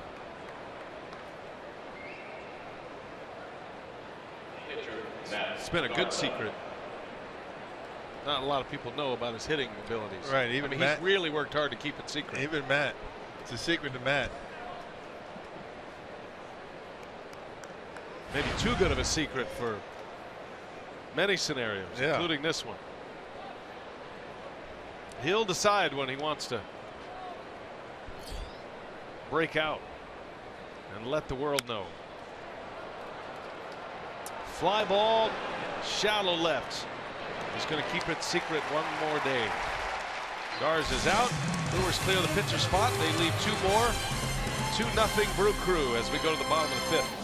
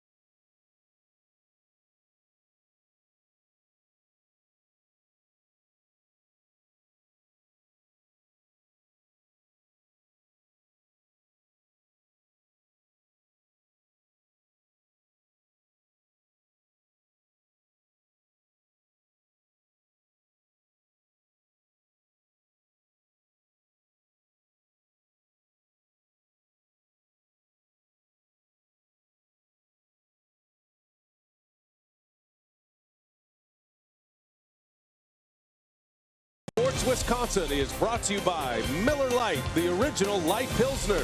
Cheers. It's Miller time. The Brewers up 2-0 over the Diamondbacks. Game 2 of this 3-game series. On our way to the bottom of the 5th inning from Chase Field in Phoenix. Got a new show on FS1. Colin Cowherd and Jason Whitlock. Their new daily sports talk show, Speak for Yourself. It's weekdays at 5 p.m. Central, only on FS1. Matt Garza back to work. Made the final out of the top of the 5th inning. And Garza, who has 3 strikeouts, has gotten a lot of outs on the ground thus far today. How about that sun shining through? That's not where the sun is setting, is it, Rock? That's coming off a building, I think. Yeah. Because I feel like that's east. I'm real bad at directions. Tomas fouls one away. I thought I was losing my mind there for a minute. When did the sun start setting in the east? I think it's reflecting off a building. Yeah, there's a lot of buildings around this ballpark. Okay, it's gone. There it is. There it is. Never mind. It's not nearly that bad when you're standing down there trying to hit.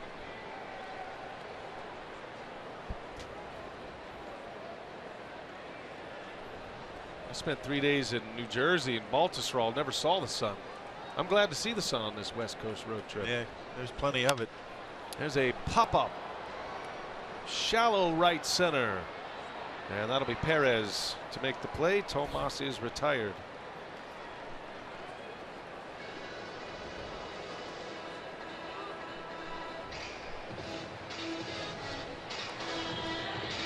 One away for Brandon Drury.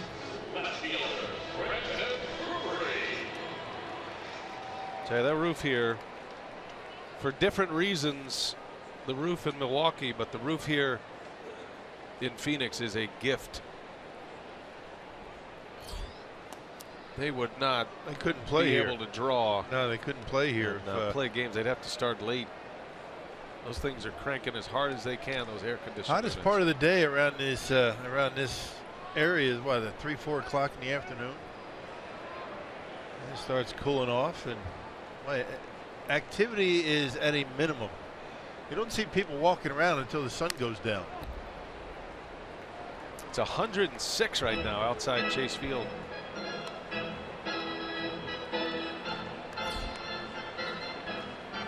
Got the pool. Always a lot of fun out there. Remember when the Dodgers, after they wrapped up the pennant, all went and swam in the pool? That didn't go over well with the Diamondbacks folks. Seemed like the fun thing to do, though. What happened? What did they do? After the game, they I know, clinched. but what did the Diamondbacks do? They didn't really take any action. They just weren't pleased They just about said, it. that's not nice. I think in the next spring training there were some beanballs, maybe. They had big frowns. And they took to Twitter and their blogospheres to express their displeasure. Well, didn't the Cardinals go down that Bernie slide one year? Oh, I didn't know that. Yeah. That's a conspiracy. After they won it.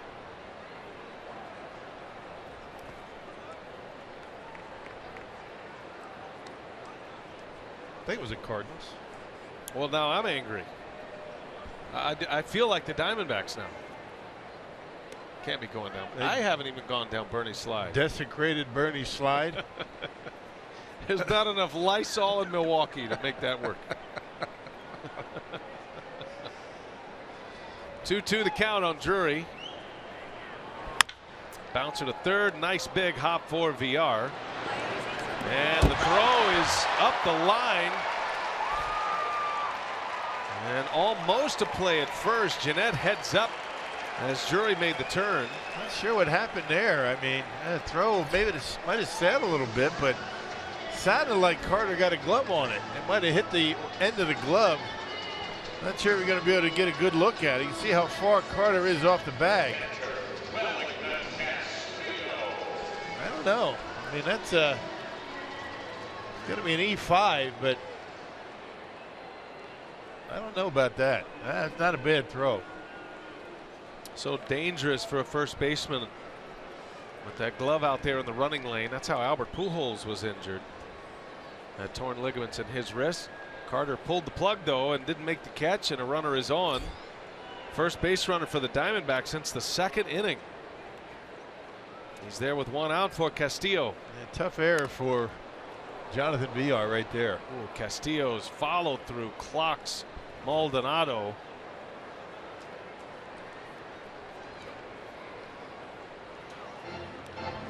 Looks like he's all right.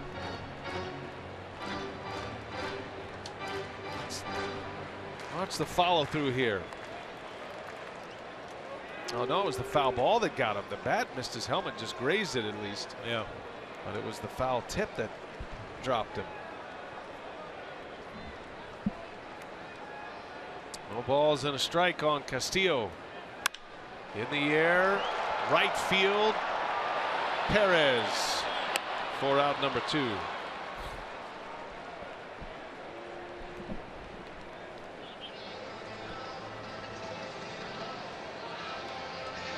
And just missed that when a slider was up in the zone. Castillo got good wood on it. And the slider's been a good pitch for Garza. Most of the time it's been down and away, and he's done a good job. You know, he's been ahead in the count, not getting too much of the plate with it. He's been getting some outs on sliders off the plate. Garza with 2 away, facing Chris Owings, the Diamondbacks shortstop. Bounced to second his last time up. He grounded out to second base in a 2-0 count. Gives you an idea of the stuff of Garza tonight. He's got a good running fastball.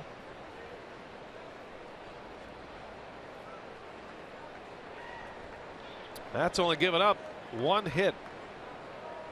A single by Lamb in the second inning.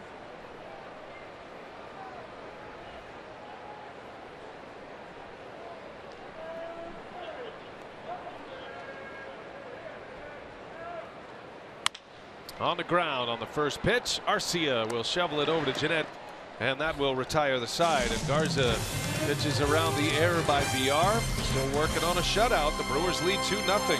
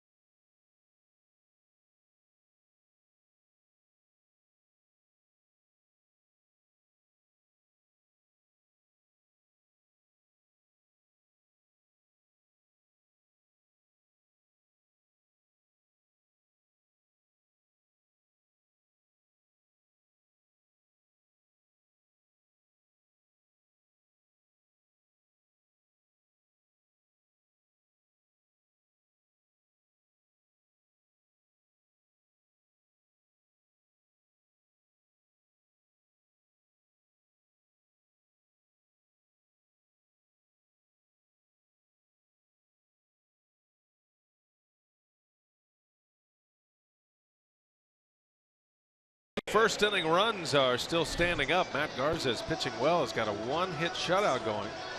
Carshoe.com trivia tonight. Who was the last Brewer duo to each have 40 or more stolen bases in a single season? One of them is here tonight. Gene Segura stole 44 in 2013. Gomez had 40 that year. And Jonathan Villar with 41 and counting. Segura with those 44 bags. Came just 1 shy of Molitor, 5th most all time. Tommy Harper as a member of the Seattle Pilots in 1969. Stole 73. Pilots would move from Seattle to Milwaukee prior to the 1970 season. VR on the first pitch into center field. That's deep. And Bourne will watch this one bounce off the base of the wall. And Jonathan VR is having one of those nights at the plate. He is a home run and a triple shy of the cycle right now. We're only in the 6th. He's got 3 hits, 2 doubles and a single. He's been on 7 times in 2 games here in Arizona.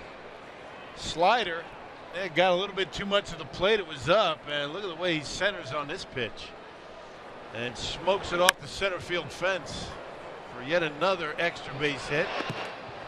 7 times on base in 2 games.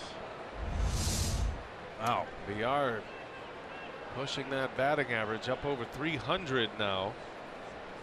3 for 4 tonight. A leadoff double, and here is Arcia now, who bunts to the right side. That is going to be a base hit for Arcia. What a beautiful bunt that was.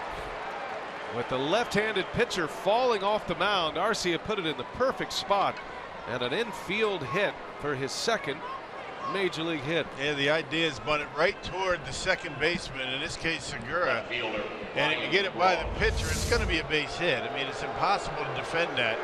He does it beautifully, and now the Brewers in business.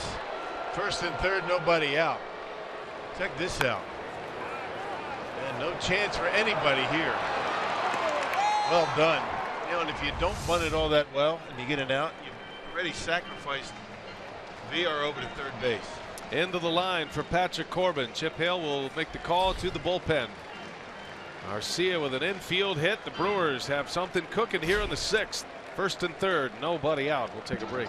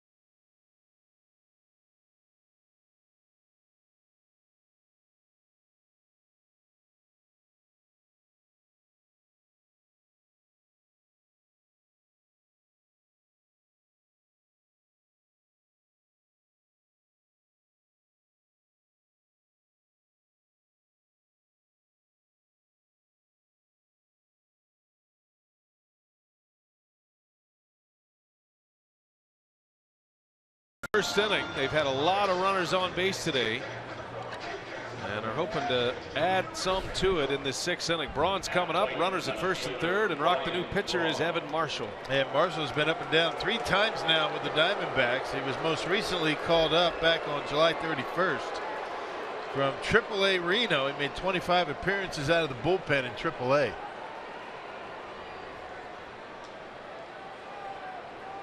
Marshall will take over. Ryan Braun, then Perez. Braun with his 50th RBI of the season back in the 1st inning. Had a sac fly. VR started the inning with a double. Bunt single by Arcia. 1st and 3rd, nobody out. And that's a really good play by Arcia. I mean, that's heads up baseball. And you get a base hit out of it, but worst case scenario, you're able to advance the man to 3rd base and bring in Ryan Braun to the plate. Good move. Brewers are very fast on the base paths right now. About as fast as they can be. And Braun with a big swing.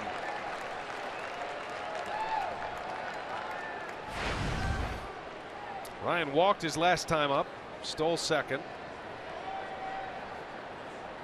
He's got 1 official at bat tonight. He grounded to short in the 3rd.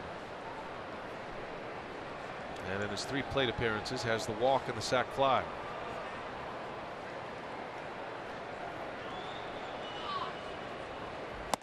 Back inside. 1 ball, 1 strike. Last night the Arizona bullpen went 5 scoreless. This has been a bullpen that has struggled mightily. As a matter of fact, in their previous 6 games, a bullpen ERA of 13.5. But that was not the story last night. 5 scoreless innings and an extra inning win. Had some guys coming out of the bullpen throwing hard.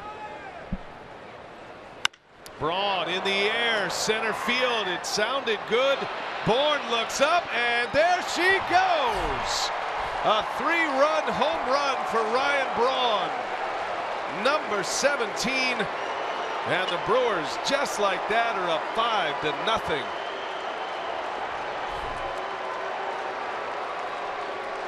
Well, on a 1-1 pitch, a pitch away from him, and that's exactly where he likes it. Knocks it out of here to straightaway center field. Wow. There's such leverage for Ryan Braun, and when he's able to get that bat head out on a hanging slider, that is right in his wheelhouse. He likes the ball out away from him. Marshall hung a slider, and Braun knocked it out of here. You can see Marshall saying, "Come on, man." That one had to carry. Out it goes. Ryan Braun has 3 home runs in his last 4 games. And that hanging slider travels 408 feet. Yeah, you're not going to get Ryan Braun on a pitch like that. I mean, that is exactly where he wants it. And he paid the price.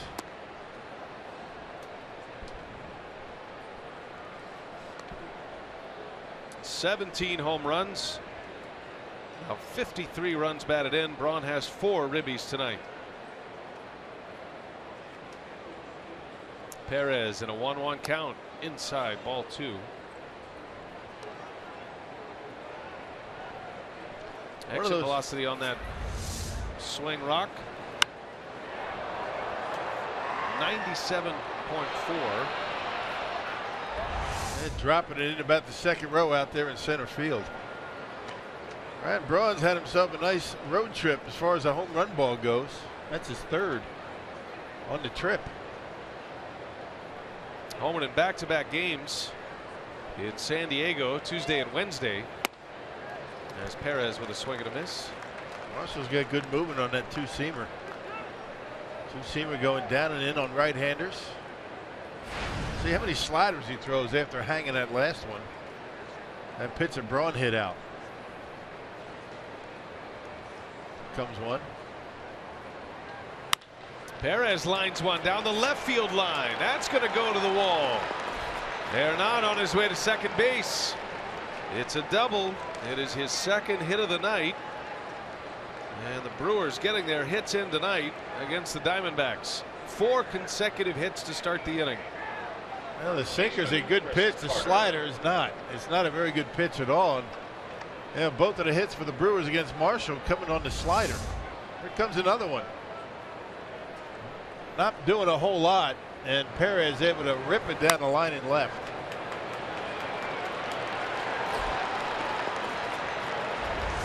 Well, Perez 2 for 3.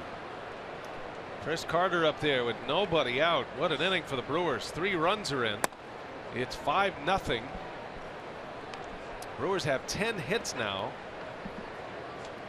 And all of this while Matt Garza is spinning a 1-hit shutout at this point.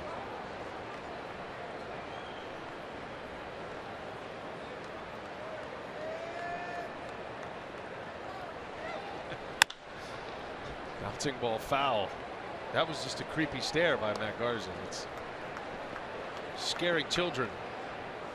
He's locked in. He's thinking about, he's not worried about the score. He's thinking about who's coming up. Those are relaxed eyes. What we just saw before that, yeah, had dogs running for beds.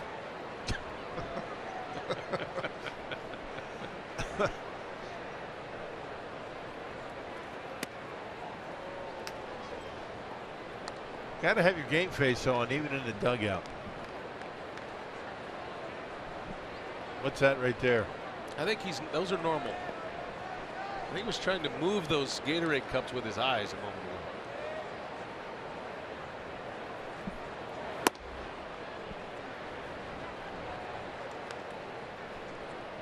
Carter in a 2-1 count. By the way, Ryan Braun, that was his first 3-run home run of the season. All of his other homers have been solo or 2-run shots.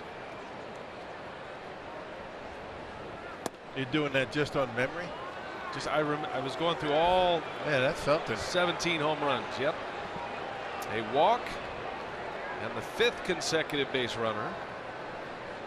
And out to the mound comes Butcher.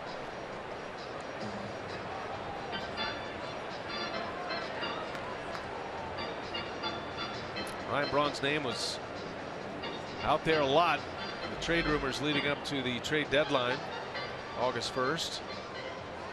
And wasn't sure whether he was going to be a Brewer after the trade deadline. Still could be traded. We're into the waiver wire trade period now, where a player has to clear waivers, basically has become available for all of the other teams. But if he's not claimed, then you can work out a trade. It's a little more complicated than the non-waiver trade period, which is leading up to August 1st. And if he is claimed, you can pull him off of waivers. You don't have to send him to that team. You just can't move him anywhere else.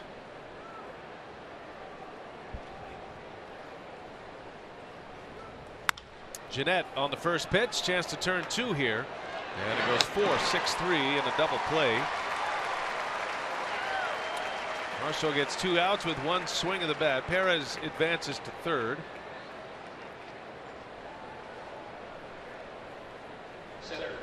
And that'll bring up Keon Broxton.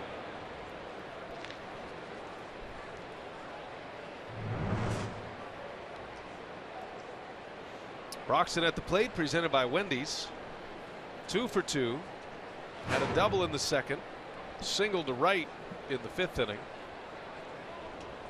He's walked. He has a stolen base.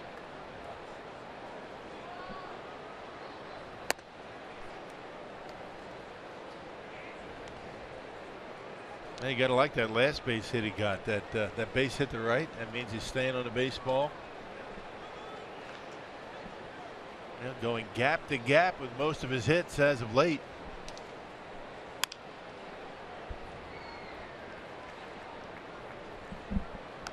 Keon making his 27th start in center field tonight with the left-handed starter on the mound. That's been Council's rhythm, operating in a bit of a platoon with Broxton, the right-handed bat, and Kirk Neuenhuis, the left-handed hitter.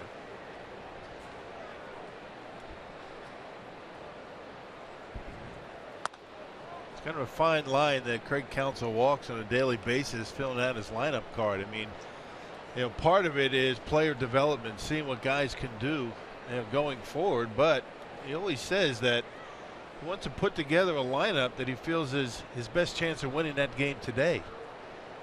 Sometimes those two things don't jive. There's a bouncing ball through for a base hit, and it'll be an RBI for Broxton. The Brewers add 1 more to it. It's been a 4-run inning, 6-0 Milwaukee. Broxton with his 3rd hit and the 4th time on base tonight. Catcher, Martin Maldonado. What an inning from Milwaukee. Everybody hitting the ball right on the nose. That 2-seamer stayed up that time. Didn't have very good depth to it. And just out of the reach of Lamb at third. So the Brewers finding some holes in this inning. And here is Maldonado, the 8th batter of the inning for the Brewers. And a pop-up a mile high. Oh, almost hits the roof. And Goldschmidt makes a catch to end the inning. But what an inning it was. The Brewers send 8 to the plate. Started with 4 straight hits, including a 3-run home run by Ryan Braun. Broxton adds to it with an RBI single, and the Brewers lead 6-0 in Arizona.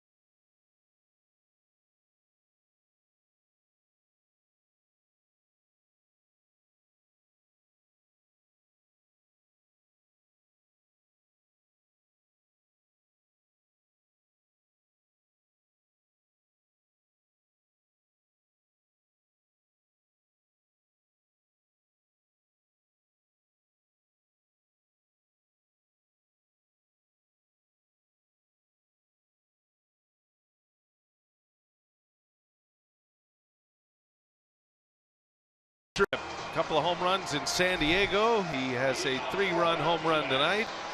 And the Brewers just put 4 on the board in the 6th inning, and they have given Matt Garza a 6-0 lead. And Rock Garza has thrown just 58 pitches through 5 innings, the fewest in any start so far this season. And getting a lot of mileage out of that fastball. I mean, tying up right-handers and left-handers with the fastball. And the slider's been a good pitch. He hasn't thrown any curveballs, hasn't thrown any changeups. It's been basically 2 pitches. And Garza's been, this is far and away his best start of the year. Not just the fact that he's given up 1 hit, but look at his pitch count as we head into the 6th inning. So we head to the 6th with a pinch hitter leading off, Phil Gosselin. 9-1-2 coming up for Arizona. And a bunt attempt. It's down. It's got spin on it. It spins foul. Gosselin trying to bunt his way on. And a 6-0 Brewer lead. Yeah, try to get something going. Why not? Not much else has worked so far for the Diamondbacks.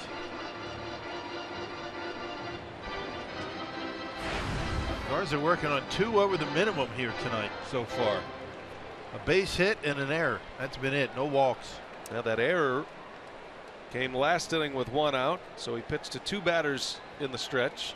Gave up a leadoff single in the 2nd inning to Jake Lamb. There's a little flare into shallow center field. Long run. And it falls. A collision between Arcia and Jeanette. A play at second. Ball pops out of Carter's mitt. And when it's all said and done, players on the ground everywhere, and safe at second is Gosselin. I talk about no man's land out there in the short center field. Well, both Arcia and Jeanette go after it. Nobody at second base. VR ends up going to second, realizing nobody's there. If he holds on to it, it's probably going to be an out. Check it out. I mean, he had it, made the tag, popped out, and that will be a double for Gosselin. I tell you, it was very fortunate right there that Arcia was able to get his right foot off the ground. Otherwise, you're looking at a potential knee injury, especially with those metal spikes digging in.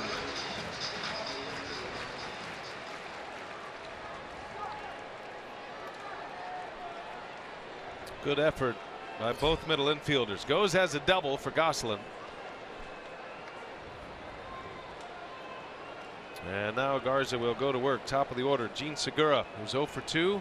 A line out and a ground out. And he's on the first pitch, fouls it away. I guess if VR had to do over again, he would have very quickly gone over to second base when he realized both middle infielders went out to short center field, which means then Maldonado goes to third base. Chris Carter then goes to home plate. So there's that defensive rotation in a situation like that, so that all bases are covered. First time tonight the Diamondbacks have had a runner at second base. And a pop up that's going to stay playable. Maldonado in foul territory. Oh, it's in and out of his glove. A gift. And that will certainly go as an error on Maldonado. That's a break for Segura. They want to give that guy a second chance. About as easy as it gets right there on the pop-up. Interesting that Maldonado didn't take the mask off. Kept the mask on. Easy as it gets and just popped right out of the glove. It looked like he went for the mask right away. I don't know if he missed it or just decided to keep it on. But you could see his right hand. As soon as he started chasing after the ball, his right hand went up to flip the mask. Well, it'll be an E2. 0-2 is the count. Second error of the night for the Brewers.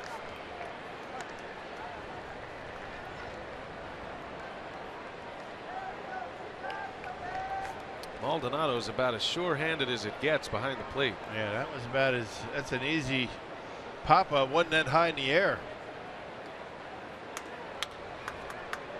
You see catchers that wear that hockey-style mask. A lot of times they'll keep that mask on because visibility is so good in those things.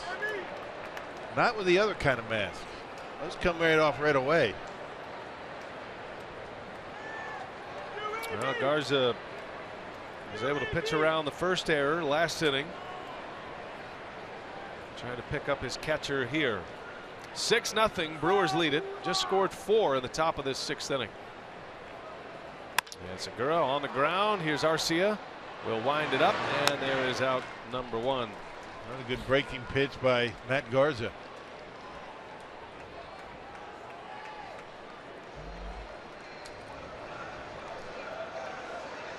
One gone, runner at second. That'll bring up Michael Bourne.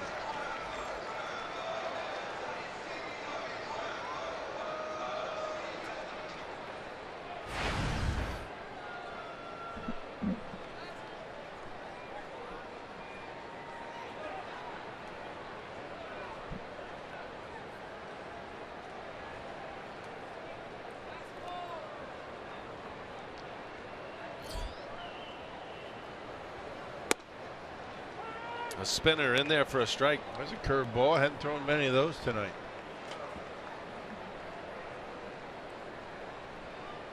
Garza's got it all going tonight. He's got a good fastball. He's able to command his fastball as well. He's broken a few bats. It's been a rough season for him. Started with an injury. He's been waiting for that good start where he pitches deep into a game. His longest outing is 6 innings. He's done that 3 times. Only 65 pitches as he pitches with 1 out in the 6th currently. Runner at second, Bourne at the plate. And a fastball misses.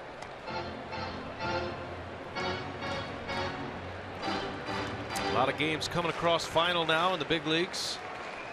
Got some West Coast baseball tonight. The Mariners hosting the Angels.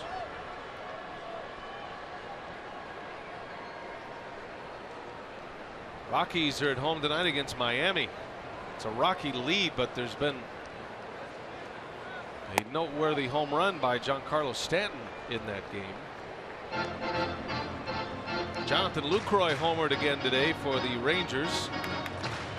That game's just gone final. Texas in Houston won 3-2. Jeffress had a scoreless inning as well in that one. What was a noteworthy home run? Oh, we have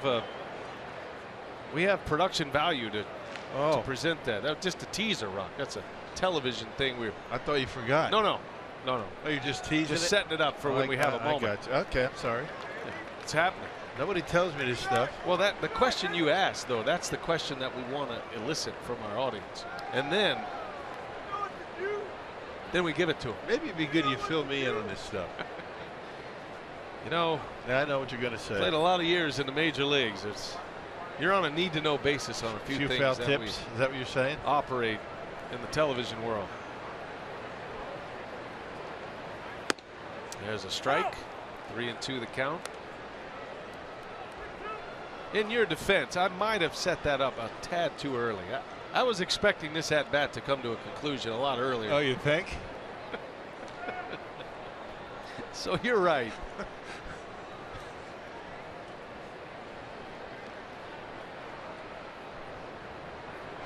Perhaps now would be a good time to say it was a noteworthy home run with the Marlins tonight and Giancarlo Stanton. And there's ball 4. And Sophia has more on the story. Go ahead, Sophia. Okay, well, BA, you really built it up, so let's hope that Giancarlo Stanton delivers here. His 23rd home run of the season, a record setter. That one goes 504 feet at Coors Field tonight. That's the longest home run of the season, longest in the StatCast era, and the longest to be recorded at Coors Field. So you can say what you want about it being at Coors Field, but that previous record was 496 feet by Mike Piazza. So that exit velocity on that one, 116 miles per hour. Impressive power. Thank you, Sophia. I appreciate that. Now you know the rest of the story. 504 feet. Yeah, that's noteworthy for sure. Right. The longest in the StatCast era. That's something. Well, Garza in his first real trouble of the night. 2 on, 1 out, and Paul Goldschmidt at the plate, the dangerous Diamondbacks all-star first baseman. Third time through always presents challenges, especially for an offense like the Diamondbacks. I mean, they get their hits. Sometimes they struggle to score runs, but always difficult to navigate your way through. Third time through a major league batting order. And Diamondbacks are having a little bit better success. Goldschmidt with 17 home runs this year. He's driven in 69. And on the ground, a hot one. Arcia's got it to second. Out there, Jeanette to first. And not in time. Goldschmidt runs well and legged it out. Keeps the inning alive. Well, you got a lot of confidence in your abilities to make a throw like that. Check out this throw. I mean, this is like a 10-year veteran right here. A little sidearm flip, not even using his feet, and threw it right on the money to Scooter Jeanette. I mean, that's not a guy that's in his first week in the big leagues making a play like this. Check it out. Feet don't even hardly move. And able to get it over to second base to Scooter Jeanette, almost able to turn two. I'll tell you, that slide by Bourne, he did not make contact with the base. If Counsell wanted to challenge this, he might be able to get a call here. And that's a little bit different now. I mean, the way they interpret that rule, it has to affect the ability of the fielder to throw the baseball and make a play, and I don't think it did in that situation. Counsell did have his team take a look at it underneath and waves it off. So first and third, 2 outs. Heck of a play by Arcia to even have a chance at a double play there. And here's Lamb. Maldonado with a block. See Garza throwing a few more curveballs now, third time through the batting order. Giving just another look at his offense. Didn't throw hardly any curveballs first couple of times through the batting order.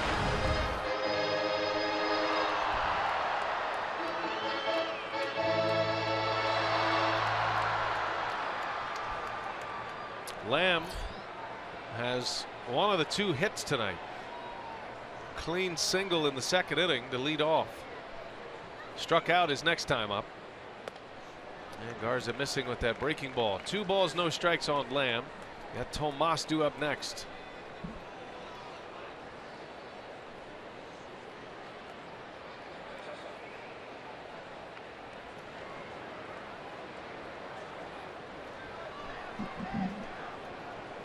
Over a third, Gosselin, little flare double. Goldschmidt beating out a potential double play ball at first. 2-0 the count on Lamb. Inside, ball 3.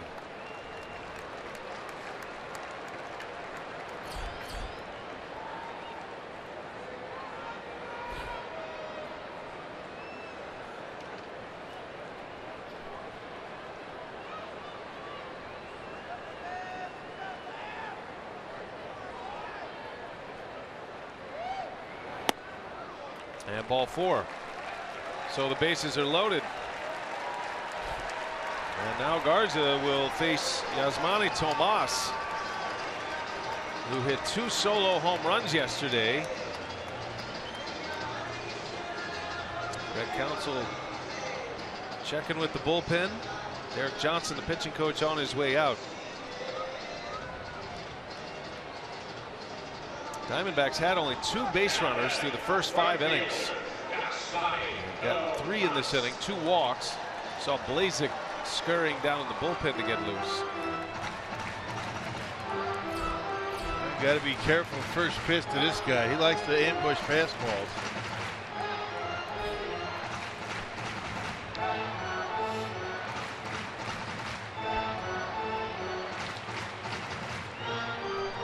Big spot in the ball game here for Matt Garza and the Brewers.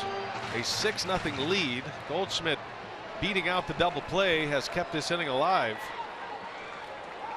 And now Tomas, who is 0 for 2 against Garza tonight. A strikeout and a deep fly ball out to center.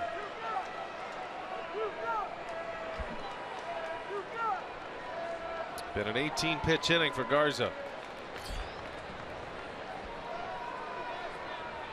And on the first pitch, Tomas swings and fouls it away. No surprise. Yeah, good location in on him, tying him up. That tells you Garza's stuff is still good. Fastball's got some bite to it. Tomas jumping on that first pitch and still late.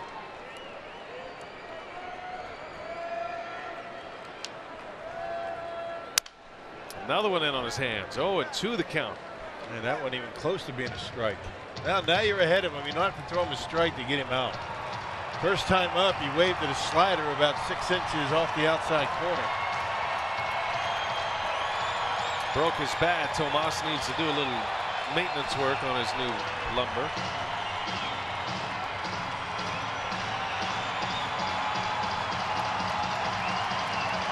Diamondbacks have been dreadful with the bases loaded for a while now. First 2 games of the year, they had 4 hits with the bases loaded and 9 at-bats. Since that time, they are 8 for 52, a 154 batting average. And overall, the worst in the majors.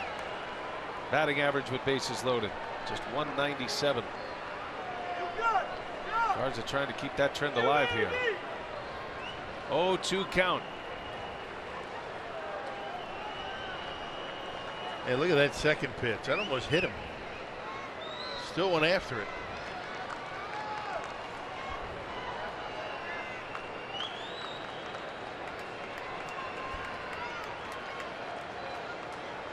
See what he has in mind. Base is full of Diamondbacks. 0-2, down and away. Put it in a good spot. Tomas with a good take. He molded out it with the high target, leading everybody to believe it was going to be a fastball. Through the slider.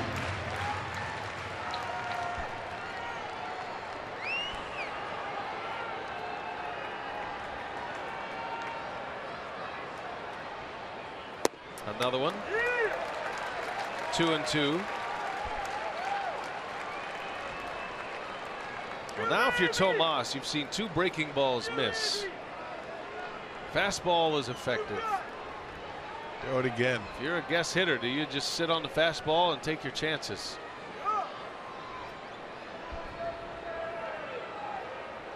Bases loaded. Biggest threat of the night for Arizona. Brewers just scored 4 runs in the top of this inning to give him a little breathing room. And a fastball right to Carter. He'll take it himself. Garza's out of the inning. And the Diamondbacks strand the bases full. Shutout intact. A 2-hitter for Garza.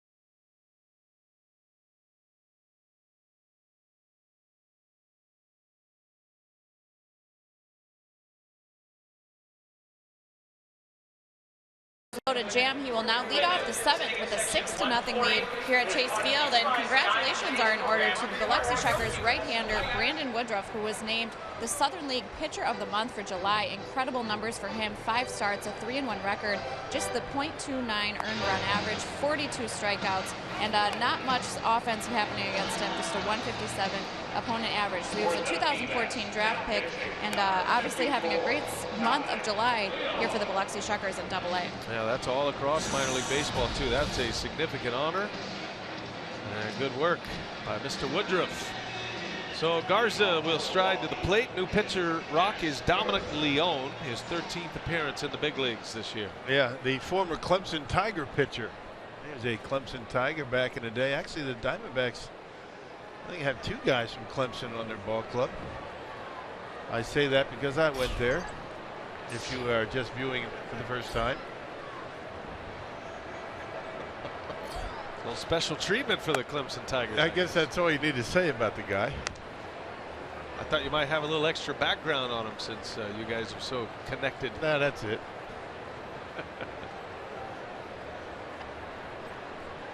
Garza leads off to the top of the order with VR and Arcia. Garza pitching out of a bases loaded mess.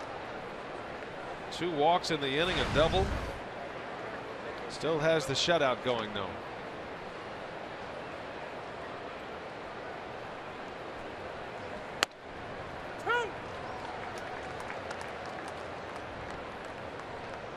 I saw Will Smith pitch tonight for the Giants. Went 2/3 of an inning, scoreless. Giants lead the Nationals 7-1. They're in the 9th inning in DC. There's a wave and a miss. Garza strikes out to start the inning.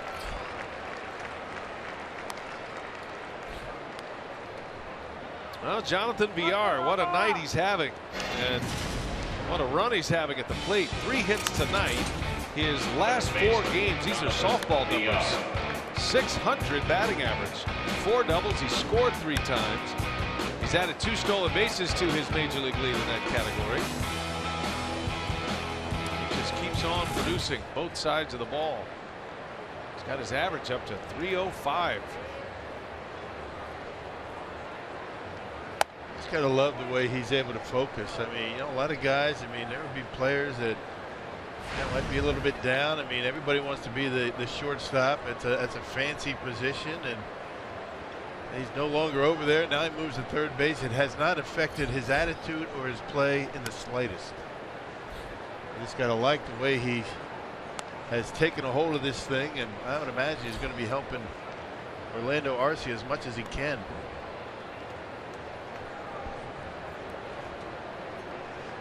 And those 2 hitting 1-2 in the lineup tonight. It's been a nice combo. Been on base 6 times between them. 4 hits and a walk.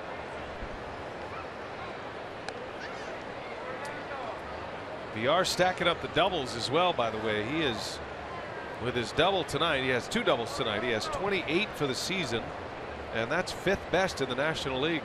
He's just 4 off the leader, Daniel Murphy.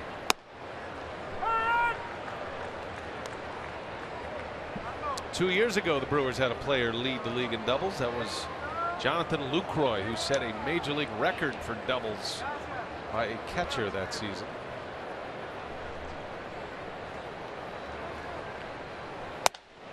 And VR draws the walk. On base for the 5th time tonight. And a man on with 1 away for Arcia. Hey, that brings us to tonight's Tavern of the Game winner. It's Finnegan's Sports Bar in Oconomowoc. That's my buddy Sean Flynn, owns that place. Good guy, fantasy camper. Hey, if they call the Brewers by 8 o'clock tomorrow morning, they get 40 tickets to a Friday night game in the Miller Lite Beer Pen. This offer courtesy of the Tavern League of Wisconsin and Miller Lite. I didn't know that was Finn's place. He's got a couple. And that's one of them. Finnegan's. I get it. By the way, us Lake Country folk, we call that the 5-0. 5-0. You don't have to say Oconomowoc. Well, you do because you're not Lake Country folk like me. No, the other side of the track. We call that the 5-0. Got a high brow out there, aren't you? No, we're lake people. What are you talking about?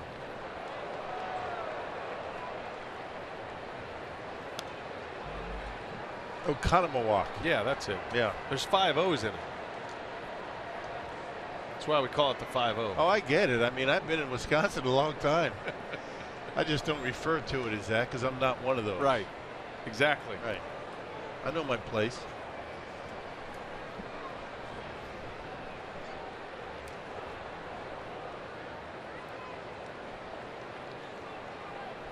Did I pronounce it correctly? Oconomowoc? Yeah. Yeah. Oh, yeah. Oh, you're right on it, as always. Flawless with the tavern of the game. I bet they're hanging out at Finn's tonight. Just, can we call it Finn's, or do we have to say Finnegan's or FA's, or it's what? Finn's. The other one's Finn's Bar and Restaurant. Oh, I see. Bar and Grill. That's over by where Gorman lives. What is Gorman's address, by the way? 0-2 pitch. Arcia, a little tapper, first base, foul. I haven't seen Gorman Thomas around the ballpark lately. He's out, promoting his barbecue sauce. Well, that's right. Yeah, it's good. You guys ought to do a tandem barbecue sauce book tour. He sells his barbecue sauce, you sell a few books, you tell some stories. Why do I gotta always be the guy to think up all these things? Yeah, I know. I told you the book's on its own now. See, no more promotion. Okay. And how's it going? It's going well. Still selling like hotcakes. As far as I know.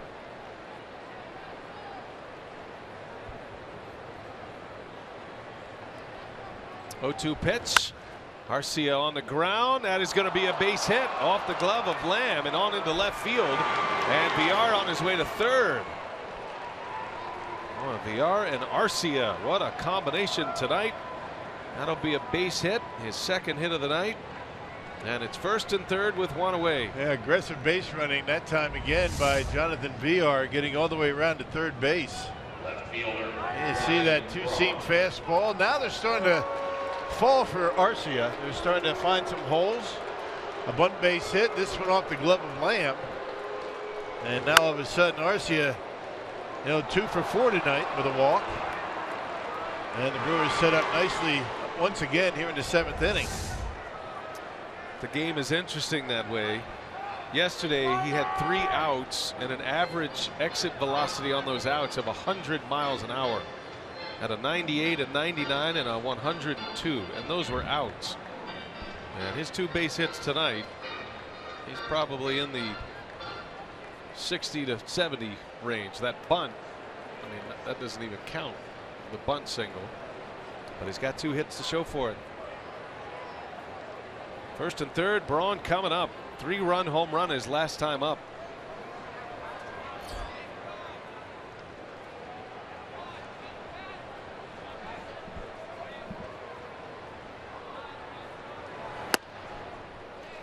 Now Braun back in the 6th inning.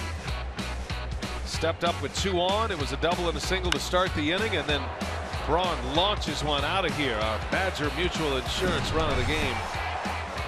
3 on the board for Braun, his 17th home run, his 4th RBI of the game. And Braun now with 53 ribbies. Had a sac fly in the first.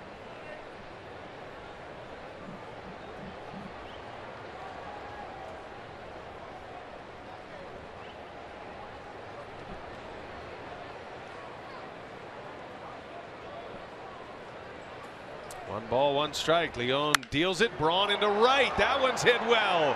And that one is going to go. Ryan Braun with another 3-run home run. What a night for Ryan Braun. 7 RBIs, 2 3-run home runs, and the Brewers blow this thing wide open. 9-0 Milwaukee. You talk about just sheer power. Ryan Braun taking that pitch and drilling it to the opposite field. He's showing some big power. 4 home runs now for Braun on the road trip. Middle in, and look at the extension. Good leverage, and as soon as he makes contact, he knows that's a home run. Wow. The Brewers getting out the whooping sticks here tonight. Well, we've seen some great performances for Ryan Braun, but this is one of the all-timers here. His 2nd 3-run home run ties a career high with 7 RBIs. And he knew it as soon as it hit the barrel of the bat. Last time Braun had a 7 RBI game was April of 2014 in Philadelphia. That was also a 2 home run game. Actually hit 3 that day.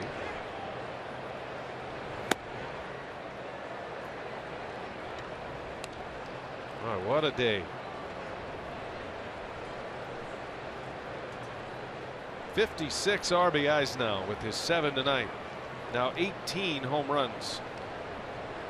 Top 3 in the batting order for the Brewers have been on base 10 times. Wow. Scoring 8 runs.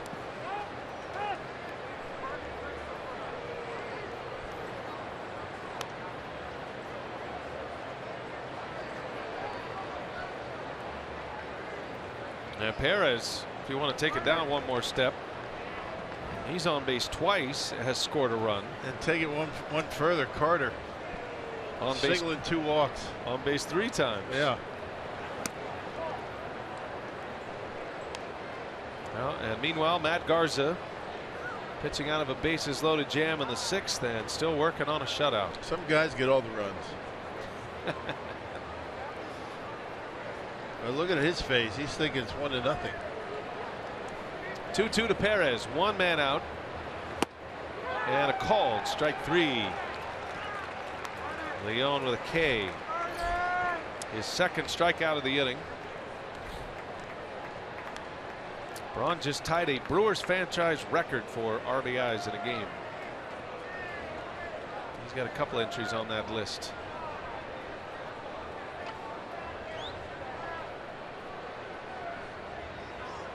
Chris Carter with 2 outs.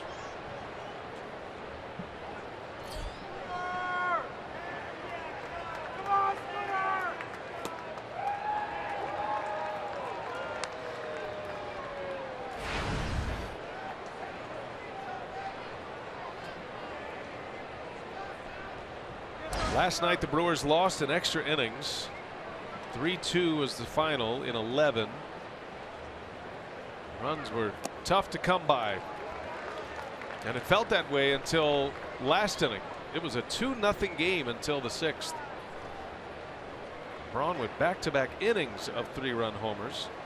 A 4 spot in the 6th, 3 on the board here in the 7th.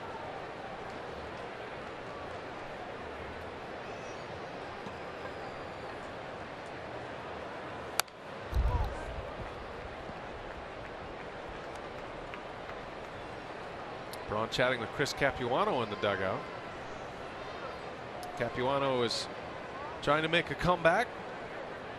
He's had an elbow injury, and he's hoping to start throwing soon. A swing and a miss. Carter strikes out. 3 Ks in the inning for Leon, but a 3-run home run.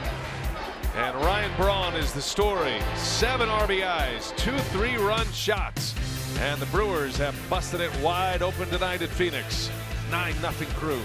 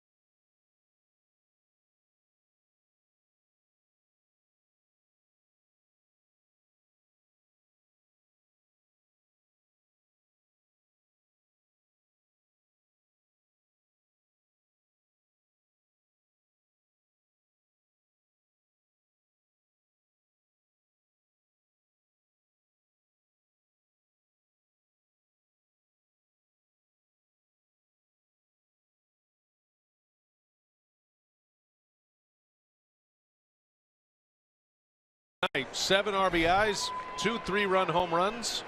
And the Brewers lead 9-0, and updating the Powerball home run leaderboard. Braun now with 18 on the season. Braun also with a stolen base tonight, gives him 13. He's got a chance at a 2020 season this year. Yep. A lot of baseball to play. Well, Garza's been great too, working on a 2-hit shutout. And the two highest paid Brewers are delivering tonight, Braun and Garza.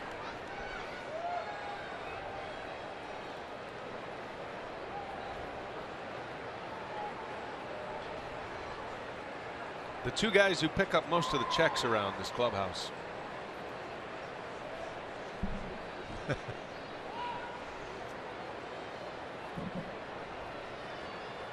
Although Garza has 6 kids, so I'm not sure how many checks he's picking up.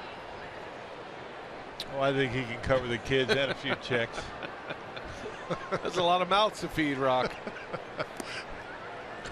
Nobody could eat that much. Garza pitching in the 7th inning for the first time all year in his 10th start. Matter of fact, he has not pitched into the 7th inning since early August of last year when he did it at Wrigley against the Cubs.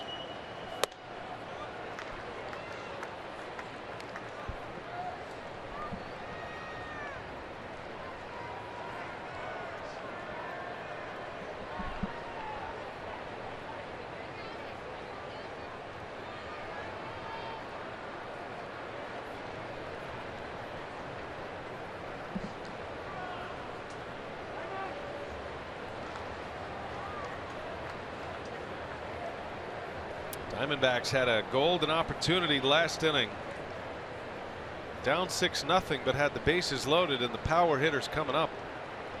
Tomas grounded out to end the inning. Boy, it tied him up. Fastball in, very effective tonight. Now, would you call that a sinking fastball or a running fastball? Both.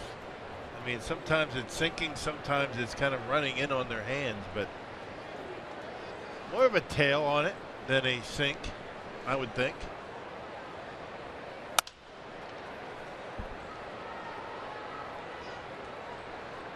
Make a play. Well, it depends on, you know, the release point. I mean, if you get the fingers on top of that baseball and not on the side, you are going to get a little bit of depth to it. You're going to get some sink, but if you get on the side of it a little bit, you're going to get more run in on the hands of the right-handed batter, away from a lefty. It just seems that Garza is using the inside fastball more. He's got great command of it tonight. He's breaking a lot of bats in this game.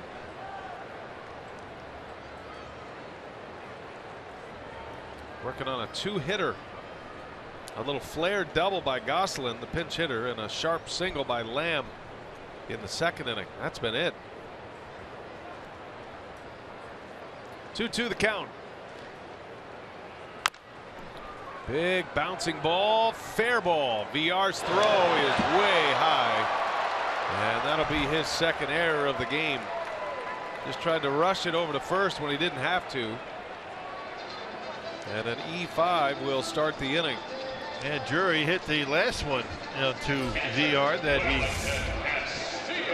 was given an error on. And both of them throwing errors right down the line. Knew he had to be quick with it, just didn't really get a good grip on it and threw it over the head of Carter, which is not easy to do. Well, you got to cut him some slack here in these first few days at third. That's not a position he's played a whole lot in his career. Throws are different, the angles are different. And maybe most importantly, that mental clock of how much time you have to get a runner is different. Probably could have taken an extra beat there and still made the play. Now it's an error, 2nd error on VR of the game. Yeah, 3 errors on the Brewers in this game. And Maldonado had 1. Garza's picked up the first 2. Facing Castillo now with a man on, nobody out.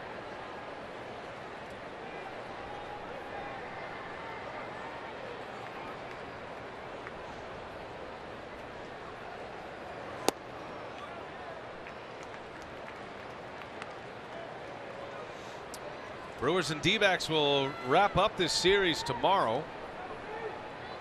Day game here in Phoenix. 2:30 airtime in Milwaukee. And then a homestand starting Monday night. Atlanta Braves coming in.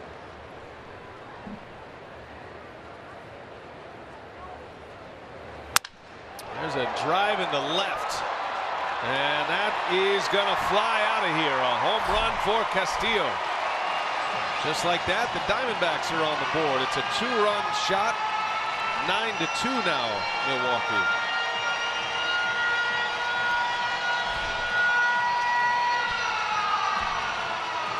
That 2-0 fastball. Garza didn't want to walk him, and Castillo was aggressive. And knocking it out of here. Fastball middle in, and got good wood on it, and it carried out of here. A no doubter to left.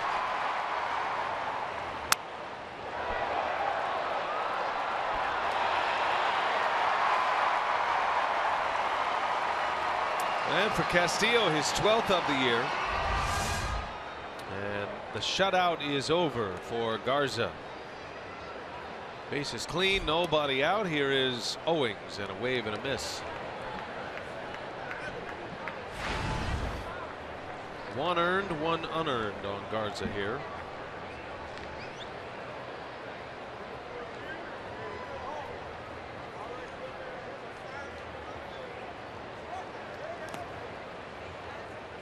Certainly would like to see Garza get through the 7th inning. Brewers are cruising here with a 9-2 lead. They've scored 9 runs and they've left 11 on base. Yeah, no kidding. There's been a lot of activity offensively from Milwaukee. Jan Marinez is getting loose. Early in the game, had many opportunities, couldn't cash in. Later in the game, they've been able to cash in very consistently.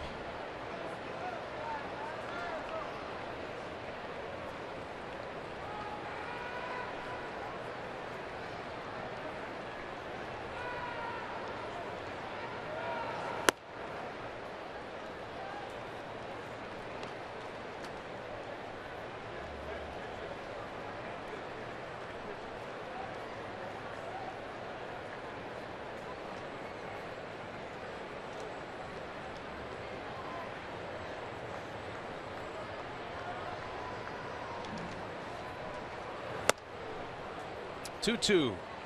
Went with a high fastball that time.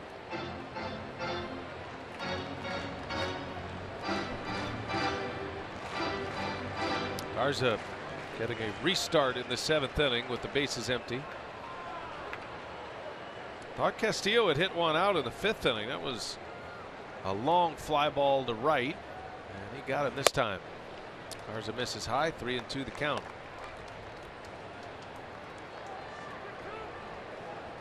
Garza sitting at 95 pitches. Season high for him this year, 103. That came back on July 1st. And in all of his other starts, he never had more than 89 pitches in a game.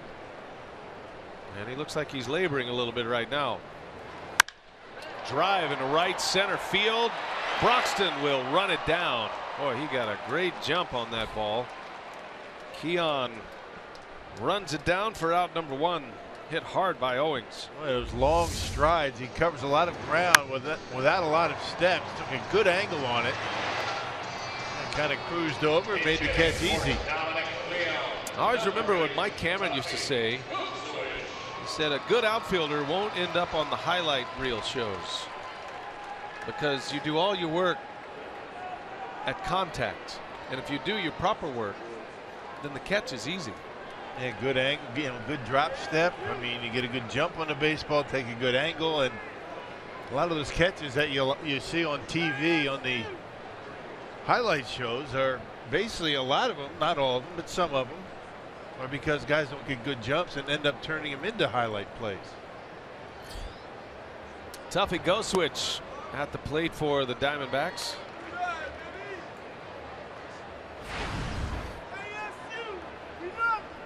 Pinch hitting.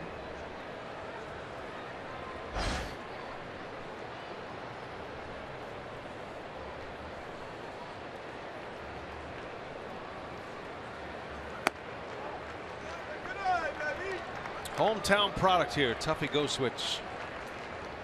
Arizona State.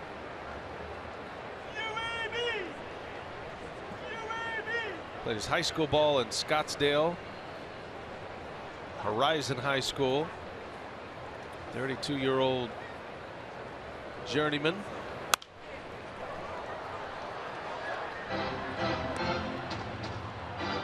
James Benjamin Goswitch, that's his real name. I like Tuffy better.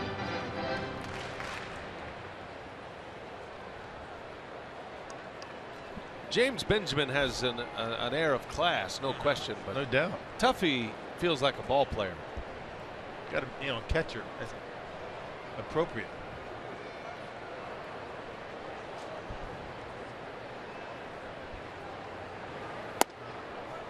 Goswitch played for Pat Murphy at Arizona State.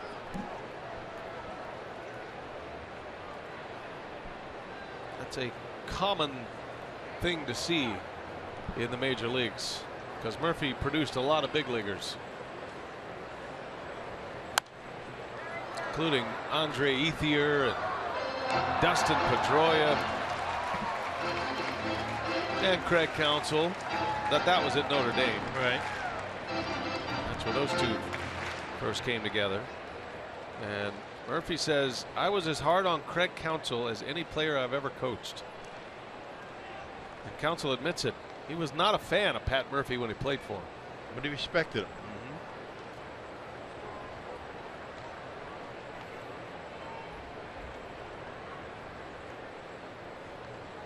3-2 pitch. Missed with it. And a walk to Goswitch. That might be it. Tried to get him through 7 innings, just couldn't do it.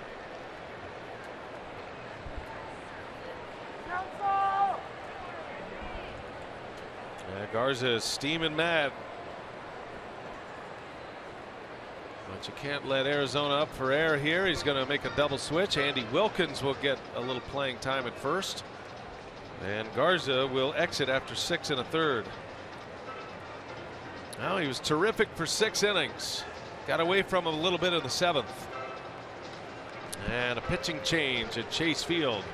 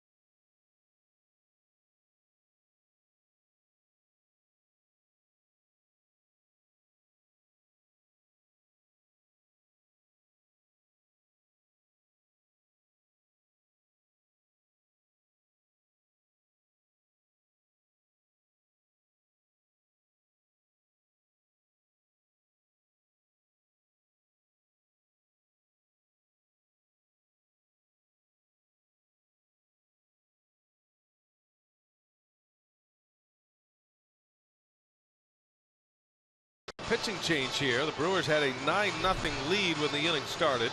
2 runs are in for Arizona. And he'll turn the ball over to Jan Marinez. It's 9-2 now as we play in the bottom of the 7th inning. Garza goes 6 1/3 tonight. And Marinez last pitched on Wednesday against the Padres. He got hit around pretty good. 4 runs in 2 innings. And a lot of home run. Earned run average went from 2.6 to 3.6. As Andy Wilkins takes over at first base on the double switch.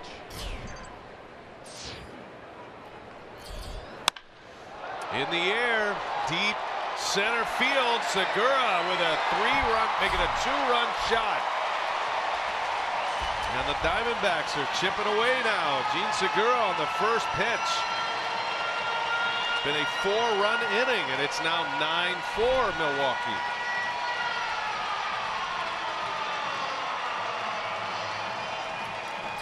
Well, that ball was smoked. So Martin Reñez has had some problems his last couple of times out. That's the second home run he's allowed in his many appearances, and Gene Segura can't hit it any better than that. I mean, he barrels that one up. A 2-seam fastball that got too much of the plate. And all of a sudden, the Diamondbacks showing signs of life, down by only 5. 10th home run for Segura. 3 of the runs will belong to Garza. There's a little chopper to second. Jeanette throws on the run and makes a play for out number 2. That ball traveled 452 feet for Segura. Little guy with some serious pop.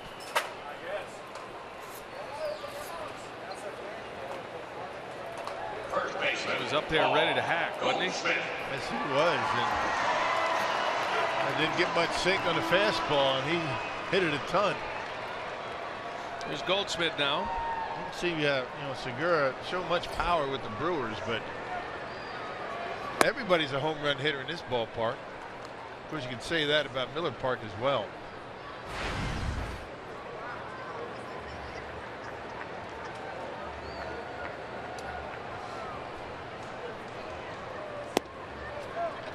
Now Segura is only 2 home runs shy of his career best. He had 12 in 2013 for the Brewers. That was his all-star season. Didn't approach those numbers in his last 2 years with the Brewers. Had 5 homers and then 6 home runs last year. Well, he's got 10 now. And he makes this a 5-run game. 2 balls and a strike on Goldschmidt. 2-2 the count. Don't see much of that from Paul Goldschmidt. Chasing one out of the strike zone.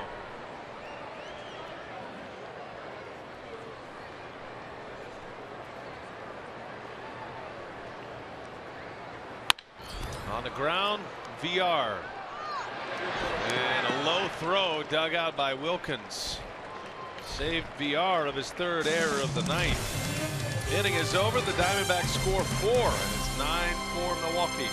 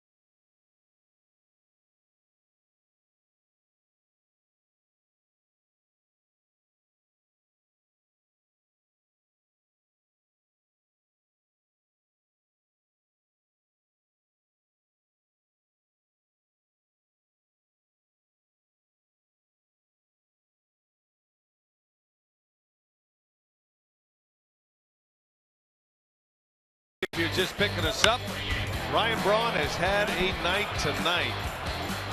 Back-to-back innings with 3-run home runs for Braun. 7 RBIs, had a sacrifice fly in the first inning tonight. And the Brewers have needed all of them. 9-4 our score. Gene Segura just made it 9-4 with a long 2-run home run. And a 4-run inning for Arizona. So we go to the 8th inning. 9-4 is the score. New pitcher for the Diamondbacks is Delgado. I saw him in last night's ball game. He struck out the only batter that he faced. That was early in the ball game. Diamondbacks ran through a few relievers in yesterday's game, 6 of them. Tuffy Goschwitz will stay in the game and catch. Castillo is out. Castillo hit a 2-run home run. Put the pitcher in that spot.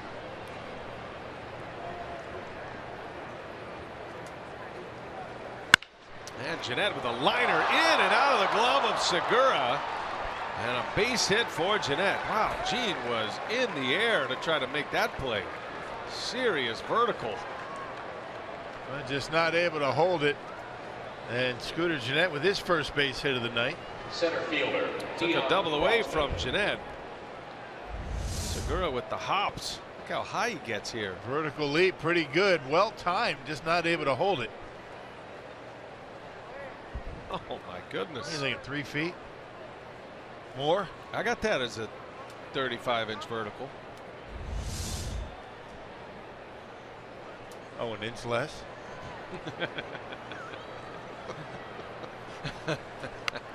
There's a bunt. Broxton, it's a good one, and that's going to be a base hit. The second bunt single of the game, and Keon Broxton with a career night. His 4th hit. 4 hits in 5 trips to the plate. He's been on base 5 times, both career highs. You certainly don't want to do that bunt for a base hit with a 9-run lead, but a 5-run lead much different. So Broxton joins Arcia with a bunt single tonight. That's beautiful. He disguised it right to the last second. He dropped down the bunt with his speed, no chance.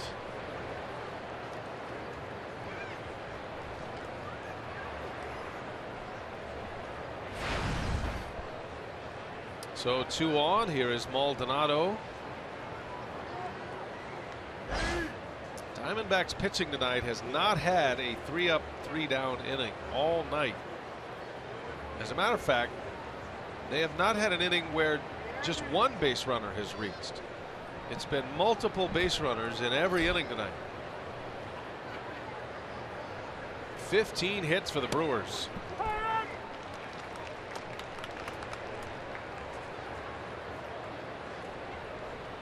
Most hits in a game for Milwaukee this year is 18.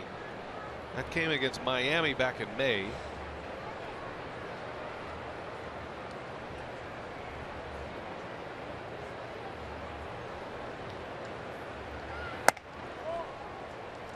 Yeah, Brewers started out the game 0 for 6 with runners in scoring position. Of course, 2 of those 0-fers were sacrifice flies, so 0 for 6, 2 RBIs. Since that time, the Brewers 4 for 5 runners in scoring position.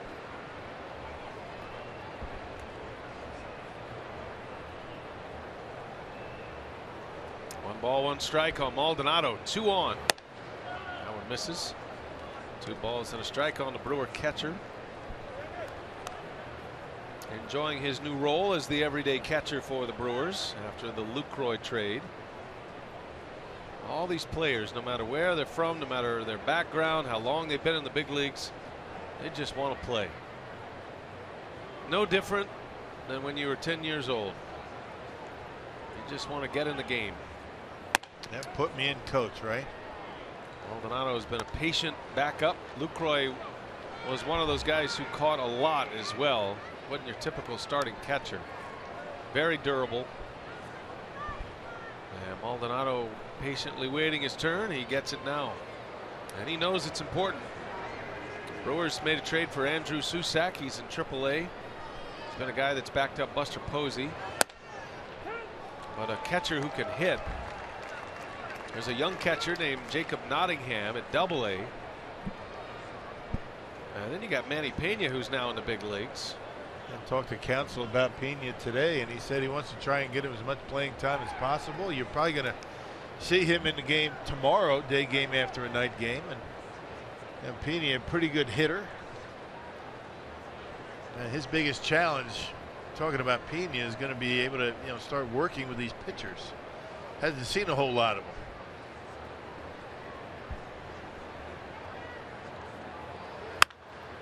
Line shot foul.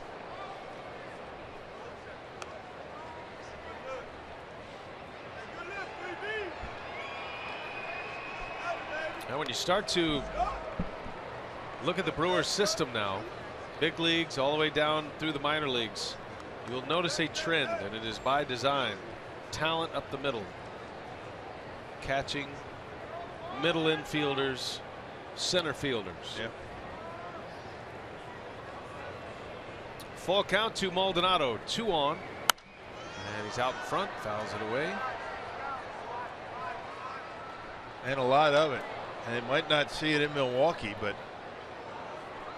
potential trades down the road to find a piece that you might need and put together this puzzle that is the Brewers organization down the road next couple of years. Can't have enough good talent no matter what kind it is. I mean, outfield, infield, you name it. Pitch number 8 coming of this at bat, but a long battle now. Goswitch is on his way out.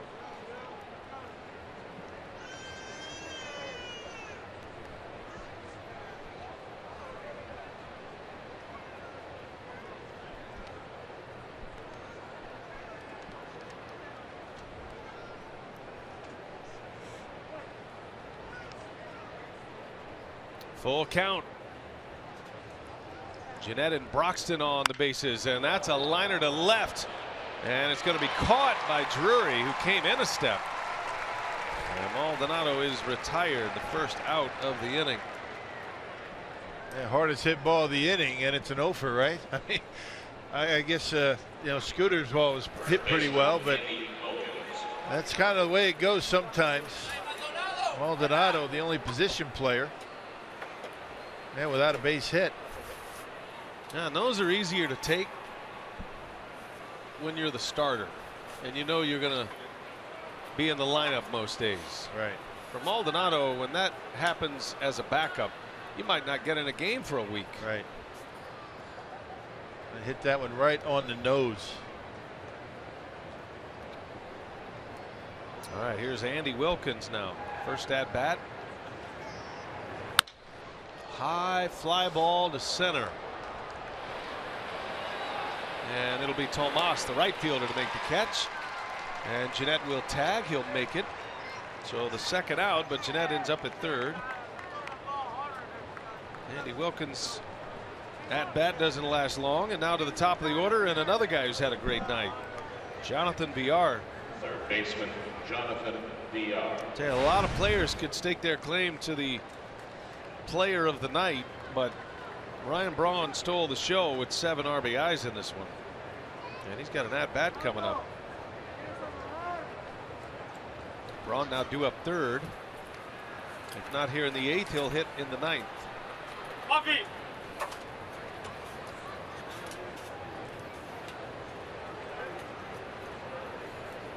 First and third for Villar, who has 3 hits and a walk.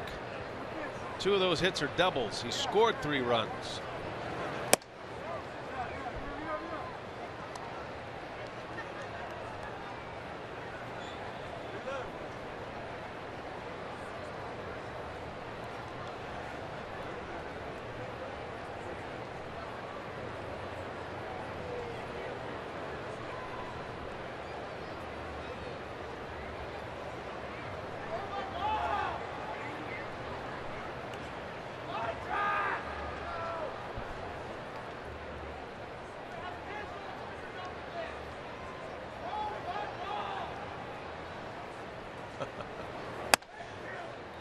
Did you hear the fan right there? I did. Throw the ball. He's screaming out. That reminds me of Sergio Garcia's galleries when they would yell out. He had all the waggles, you know, Sergio. Yeah. And he couldn't pull the trigger. And at Bethpage Black, they yelled out, "Hit the ball, Sergio." Bethpage Black, was it? Yeah, that's right. Bethpage Black in New York. U.S. Open. Pretty good recall. Yeah. Well, the New York crowd, that's why. Bethpage Black. Right. Is that what I said? Yeah. Bethpage Black? I'm impressed. They got a PGA championship coming up there in a couple of years. Maybe next year, actually. 2-1 to count.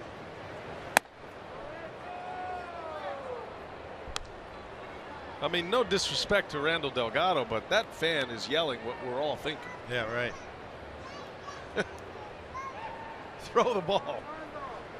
It's not easy out there, though. We understand that. It's not. Very deliberate with the men on base. Talking about the guy's livelihood, right? Yes.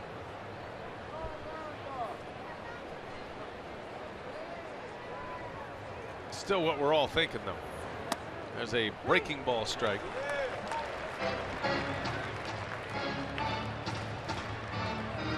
Yeah, they have rules in place to keep hitters in the batter's box. How about a rule to keep a pitcher on the mound? In the minor leagues, there is a pitch clock. Well, the rule book says you have 20 seconds. Not enforced. Full count, 2 outs. Broxton takes off. VR into center. Backing up is Bourne. He'll have room for this one, and the inning is over. 9-4. The Brewers lead it. We go to the bottom of the 8th in Phoenix.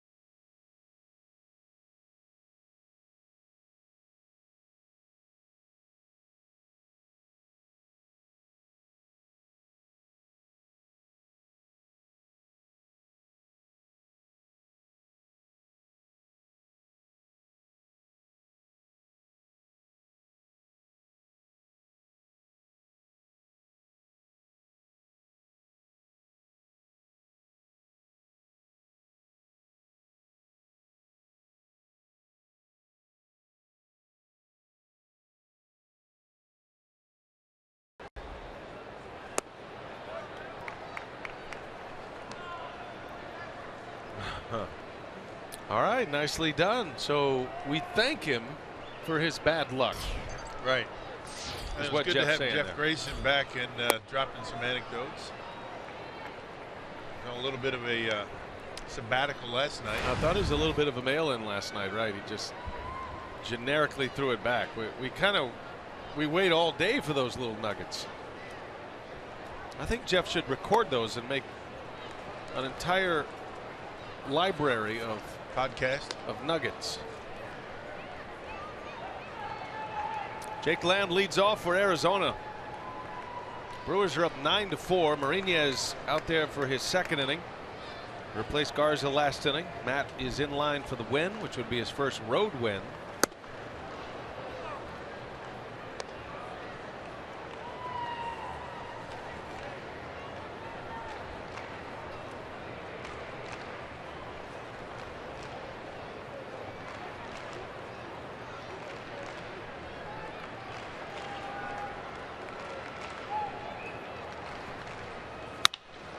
Rolls over one to Jeanette. And that'll be out number 1 for Marinez. Well, you have live broadcast scoring updates, breaking news, and more right at your fingertips with MLB.com At Bat, the official app of the Brewers. Download At Bat today, free for your smartphone or tablet.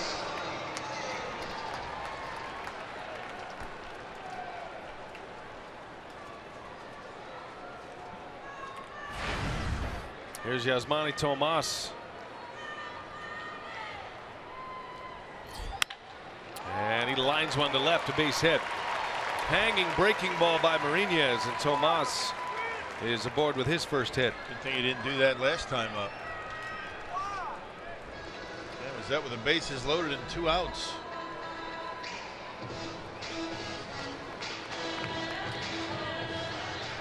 Left fielder, Brandon Drury.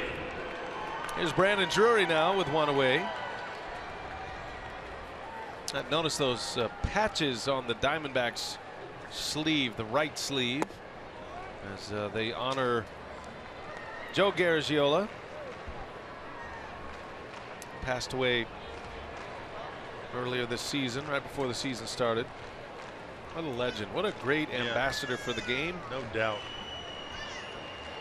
And one of the great ones gone. Passed away in March of this season as Drury is hit by a pitch. And now the Diamondbacks with 2 on, with 1 man out. Remember back in the day, the game of the week, Joe Garagiola, Tony Kubek. And then Joe and Vin Scully. Just couldn't wait for Saturday. You know, back before they had cable. And you couldn't get to see any game you wanted to see. That was always a big deal. You could see the Dodgers and Giants all the way from New Jersey, and that was fun. Yeah, Joe was always great to see here in Arizona, and always a fun guy to spend time with. And the Diamondbacks do great by honoring him. The patch on their sleeve and press box as Joe Garagiola accounted for all throughout. Great pictures. What a career he had. Started calling games, Yankees games, with Red Barber in the 60s.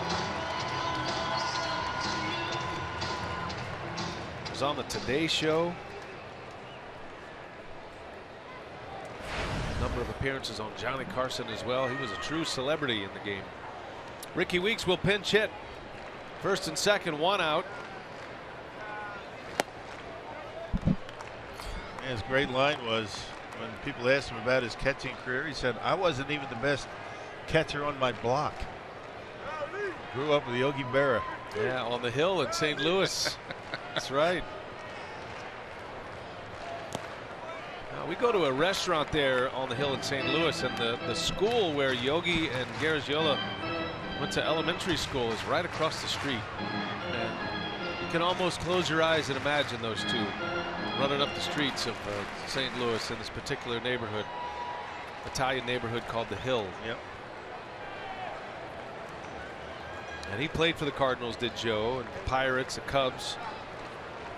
Finished his career with the Giants.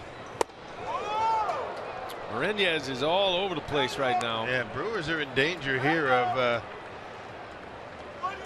getting the Diamondbacks right back into this thing. Another pitch out of the strike zone, and we're talking about, you know, bases loaded and 1 out. Won't bring it to within a 1-run game. Weeks batting in the pitcher spot, which now occupies the 7th spot in the lineup. And he's taken all the way, takes a strike. The former Brewers found a home here in Arizona. Last year with the Mariners, was released. Diamondbacks signed him, and he's maintained a spot on the roster this year. Popped him up. Foul territory. That's Wilkins over there. And there is out number 2. Oh, thank you very much on a 3-1 count. Goodness. Ricky a little bit behind it, popped it up. That's a big out. Shortstop, Chris Owings.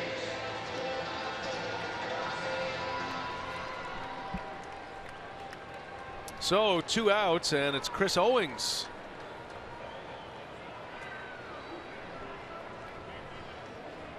Maldonado being sent to the mound. You saw Carlos Torres getting loose in the Brewers bullpen. And Counsell, see if he's going to make a move here. He's thinking about it. He's struggling with a decision whether to keep Mourinez in or not.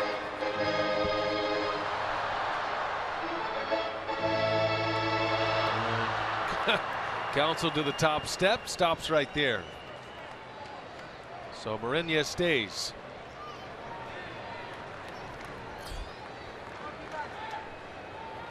Two outs, 2 on. Line drive, center field. Broxton is there, and the inning is over. Owings hit it like a bullet. That's twice he's lined out to center. The inning is over. Scoreless inning for Mourinez. Still 9-4.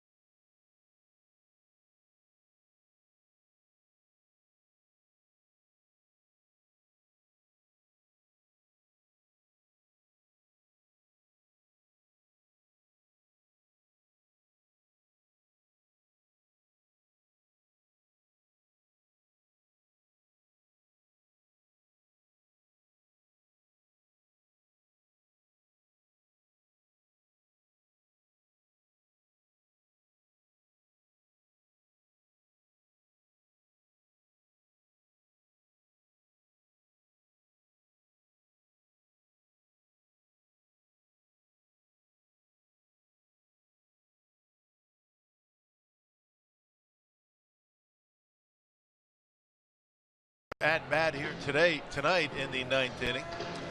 Hey, plan to be at Miller Park early a week from today as the Brew Crew takes on the Reds. The first 10,000 fans in the ballpark will get a Brewers snapback hat modeled after the Crew's ball and glove logo. That from the 80s. That's courtesy of UWM. Reserve your spot today at Brewers.com. Well, Brewer fan with the old ball and glove hat. He's going to see this one to the end, and the Brewers lead 9-4. New pitcher is Adam Lowen. And the headliner in this 9th inning is Ryan Braun, who is sitting on a franchise record. He's tied with 7 RBIs for the most RBIs in a single game.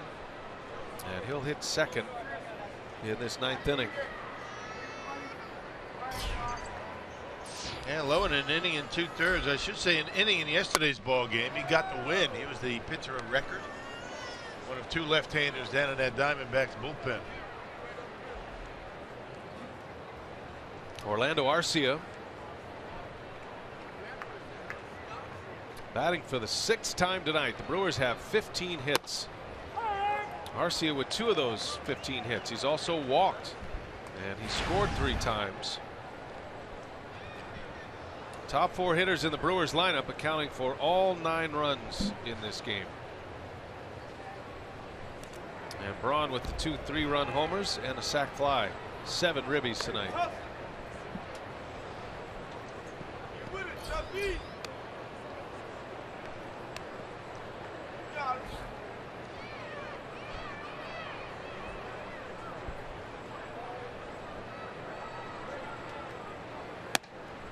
3 balls and a strike.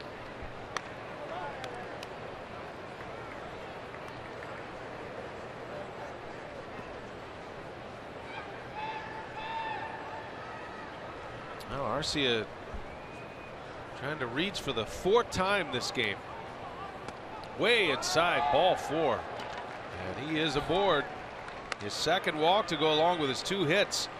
And that'll set the stage for Ryan Braun. The franchise leaders, multiples tied with 7 RBI games. Braun has done it twice. Corey Hart had one. He was here in the ballpark yesterday. Essentially retired. Aaron Hill had a 7 RBI game earlier this year. Yeah, 3 home run game in Cincinnati. Yeah, including a grand slam. Braun into right center, a base hit. Arcia with an aggressive turn around second. Braun won't get the RBI, but he'll get his 3rd hit. Boy, what a night for Ryan Braun. Yeah, 3 for 4, a walk, a sac fly. And look at Braun, the way he's able to pull those hands in and shoot that ball hard into right field. That was a pitch in on him. Stands off that plate, just out of the reach of Segura. Beat goes on for the Crew. At the plate, right fielder, Hernan Perez. Guy makes it look so easy. Oh, does he really ever? Does. I mean, it's what he can do at the plate with that bat is remarkable. His batting average jumps to .324 with his effort tonight. That's good enough for 4th best in the league. 2 on for Perez, nobody out. The 16 hits for the Brewers ties the 2nd most in a game this year. Had a 16 hit game in St. Louis in July. The season high is 18 May 1st against Miami.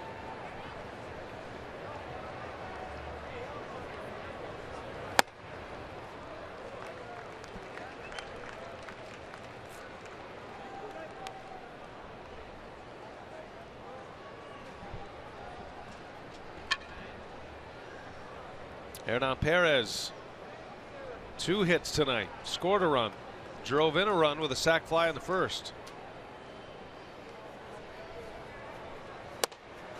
Down he goes. A strikeout for the 1st out.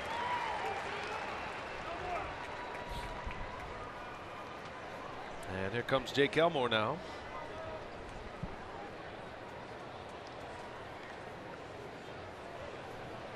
First at bat for Elmore.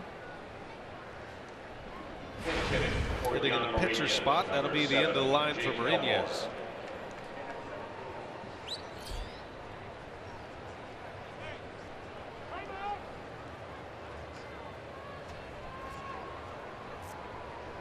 Another trip to the mound.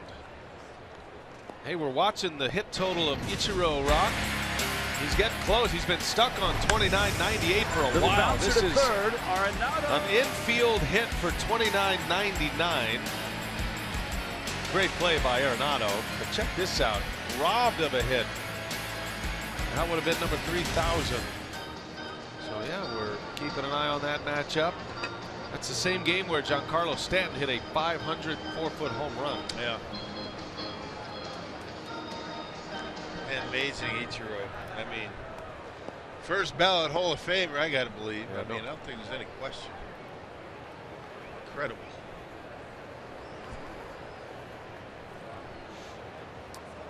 Jake Elmore takes a ball high and away.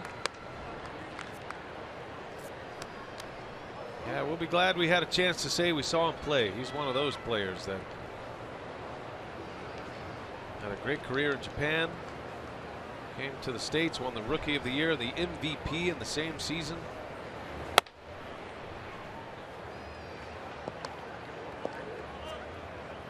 And still getting his hits at 42 years of age.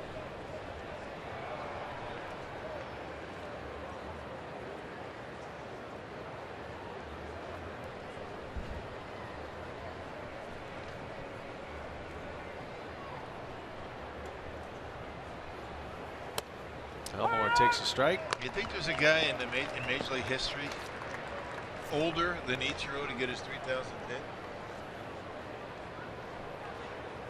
Wow. Be 42 years old. That's a good question. I mean, how many guys actually play that long? Maybe Musial or I don't know. I don't know. only we had somebody who knew. Got to be somebody with a computer. Only somebody was in the sound of our voice who could look that up. We do have those people. You caught them off guard a little bit, but we'll try to get the answer. It was just rhetorical. Maybe Hank Aaron? I don't mean to get people, all worked up. Oh, there's a flurry of activity going on right now, pal, as Elmore draws the walk. You would think it would have been written about. One thing about this game, it has afforded us the opportunity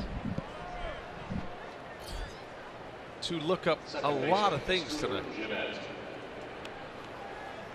There's been plenty of lookup time available.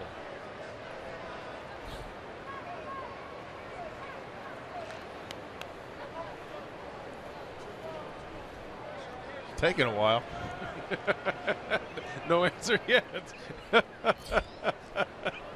Smoke coming out of the ears of our We've been quiet for a while. Man, Russell. I got something from from Jeff. Jeff Grayson? Yeah. Okay. Honus Wagner was 40. All right. Well, he's not the oldest then. So right. Okay. Well, we appreciate the random answer of somebody who was 40, but that's not what we're looking for, Jeff. Derek Jeter has 3,000 hits, or had 3,000 hits. He was 40. Okay. Jeanette takes a ball.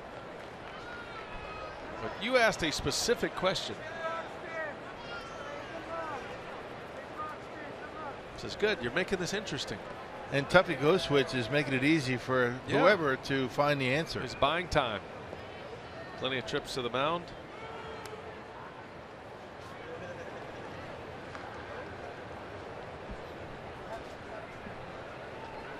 You know what Phil Rizzuto would say in a game like this?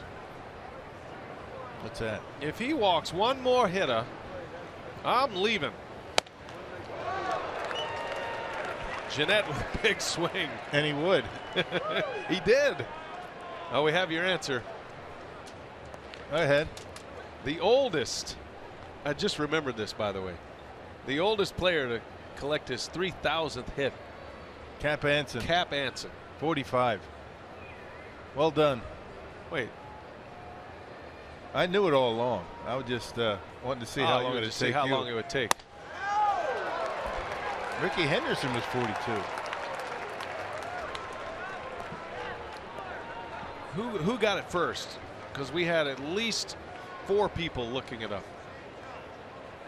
Brent never got it. He's producing a game, Brent Reeland. The legendary John Lowe is with us tonight. He is still looking it up himself. Yeah, Jeff Grayson was right on it. It might be a tie between Russell and Jeff. Not sure. Good work, gentlemen. Tell them what they've won, Rock. Another trip to the mound.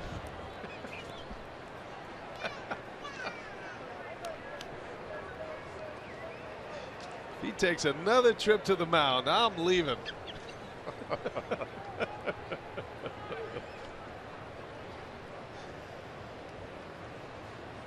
The bases are loaded. 3-2 to Jeanette. And a liner to left. Drury is there. Arcia will tag, and Jeanette with an RBI out of that. It is 10-4 Milwaukee. Hey, good at bat against a left-hander driving in a run.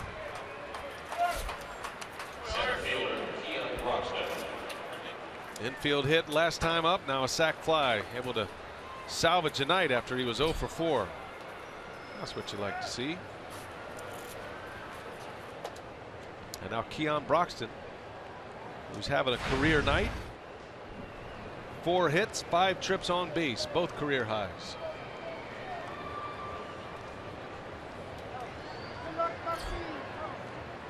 Ichiro will be the 2nd oldest. Ricky Henderson, the 3rd oldest to collect 3,000 hits.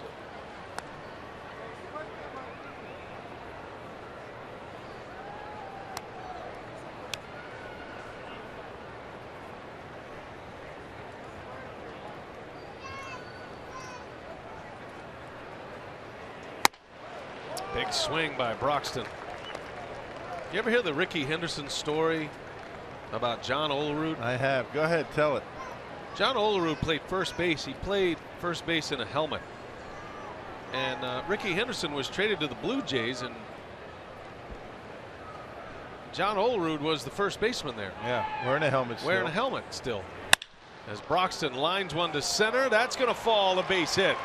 And here comes Braun. The throw home is cut off. And how about Keon Broxton? Another hit. It's an RBI this time, his second ribby. And a 5-hit, 6-trip on base game for Keon Broxton. Wow. Yeah, good for him. All the hard work paying off at the major league level. Fastball away, he stays right on it. Dumps it into center field, and Ryan Braun able to come around to score. 11-4 Brewers. Well, you're seeing the future of the Brewers develop before your eyes. A good day for Orlando Arcia, and Keon Broxton having a good day at the plate. Broxton has raised his batting average 45 points tonight. He came in batting 170. Hitting .215 now. Anyway, Ricky Henderson got traded to the Blue Jays. He saw this first baseman out there who's wearing a helmet, and he went up to the guy and he said, "Man, I used to play with a guy who wore a helmet while he played first base." And John Olerud said, "Ricky, that was me in Seattle when we were teammates." True story. Oh, no kidding. Well, I thought you looked familiar. Pitch in the dirt gets away. Runners advance.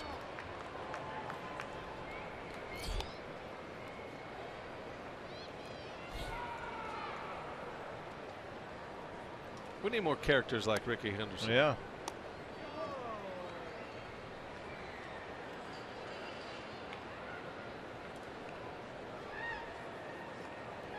We've had a Ricky Henderson story and an Ichiro story. Do you have a Cap Anson story? I don't. That's disappointing. We're going to have some time, so if you would like to look something up. Well, he entered the National League in 1876, so I don't have a story. The National Association or the National League? The Cubs. There's a major discrepancy on the date of Cap Anson's 3,000th hit, by the way. Now, they only credited hits for Cap Anson when he joined the Cubs. Anything before that didn't count, apparently. And then back in those days, if you actually put a ball in play, you know, they'd give you a hit.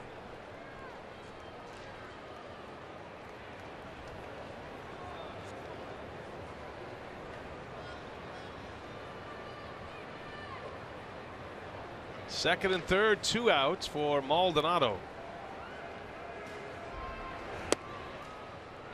And he draws the walk. All right.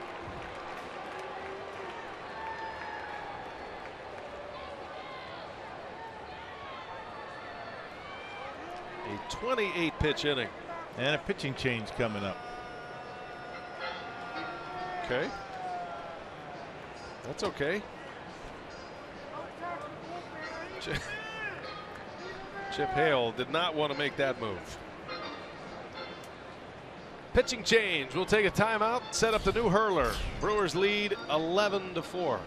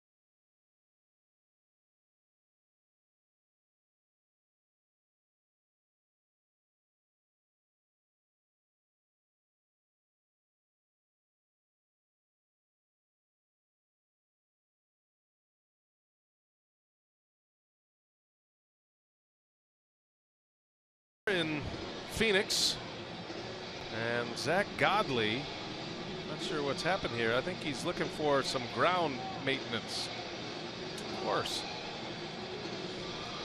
He's saying it's okay. He's been making some starts for the Diamondbacks. 10 appearances, 6 starts, a 3-2 record, and he needs some mound work. All right. All right. By the way, we've got a nice little drama going on our oldest to have 3,000 hits. You know, Cap Anson, a lot of those hits were counted from the National Association, right? Right. So if you take out some of those hits, if you just go into his, he was 45, right? Right. Count all the hits. But if you just take out the National Association, now he's 42. And we're having a hard time finding the days, but it's going to be close, Rock. That was a great question you asked. Because Ichiro could be the guy who is the oldest. I thought there was a chance. Well, your hunch will hopefully one day be supported by statistics. But they don't have the game logs of Cap Anson, so it's hard to know exactly how old he was in the 1899 season. No, in the 1894 season when he was 42 years old. 1894. Let's call Ichiro the oldest in the modern era. Right. That's good. With that? That's well done. Okay. Well done. We can put a ribbon on that. Gotta set the record straight.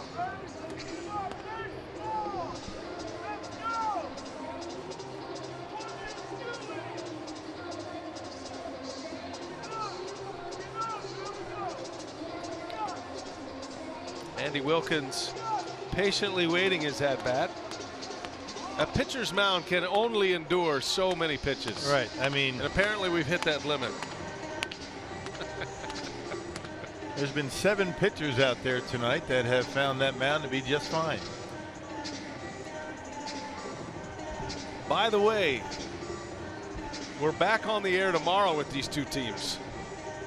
And our Miller Lite, what's on tap? 2:30 airtime. Jimmy Nelson against Archie Bradley. Final game of the series, final game of the West Coast trip. Not exactly on the West Coast here in Phoenix, but you get the idea. Yeah, Brewers saw Bradley back in Miller Park. He threw well. 7 innings, 1 run.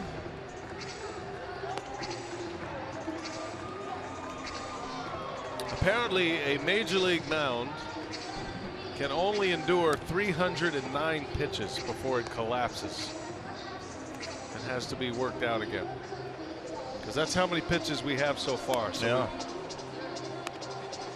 It's like one of those beta tests, you know, when you see how much toothpaste you can squeeze out of a bottle. The next pitch thrown will be number 310.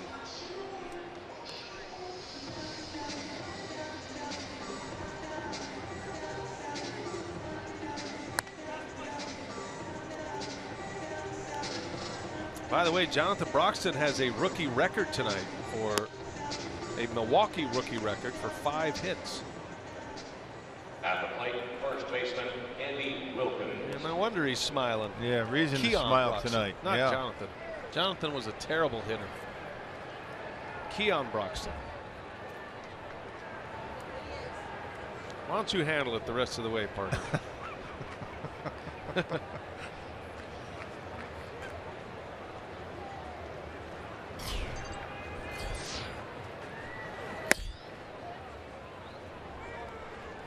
Rock and I have reverse roles in spring training before.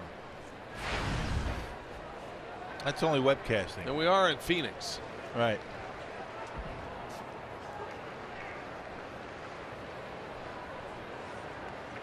I thought you did a great job. I enjoyed it. I really did. Wilkins lines one left field. That is a foul ball.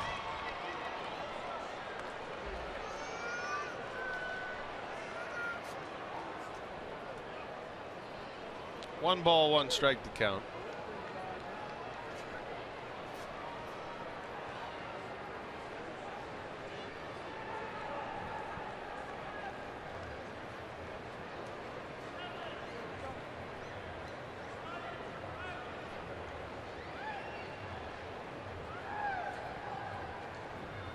It's been a record-setting night.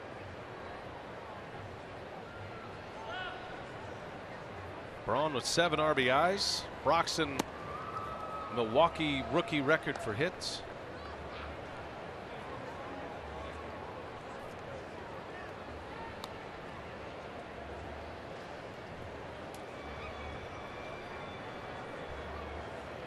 Sounds like a broadcast open tomorrow, talking about Kean Broxton. Yeah, we should work out our open tomorrow, right here.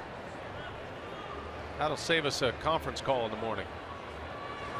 Swing and a drive to right. Well hit. Wilkins. One hopper off the fence. Elmore's in. Broxton will score. It's a 2 RBI double for Andy Wilkins. He had just 1 RBI in the big leagues this year. Doubles it up with that. 18 hits for the game. That ties a season high. And it's 13-4 Milwaukee. All right, Brewers. Third baseman, Jonathan. Last 4 DR. innings, the Brewers have been able to put up 11 runs. I mean, just tearing apart the Diamondbacks bullpen here tonight. What a big difference a day makes. I mean, bullpen for the Diamondbacks put up a big goose egg against the Brewers in 5 innings. Much different here tonight. One off the season high for runs in a game.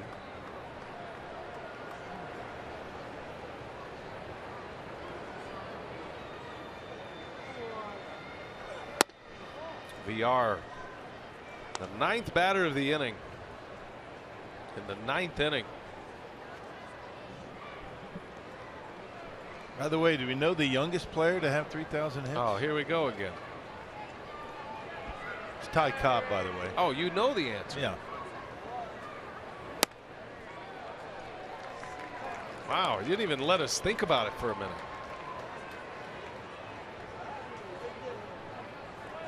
I mean, we're only in the top of the 9th, Rock. There's plenty of time to have Jeff Grayson is discussion about it. He's an amazing individual. He's back there in the Midwest, 11 o'clock. 34 years old for Ty Cobb. He had 3,000 hits in 2,135 games. Amazing. That is amazing. So there, youngest and oldest.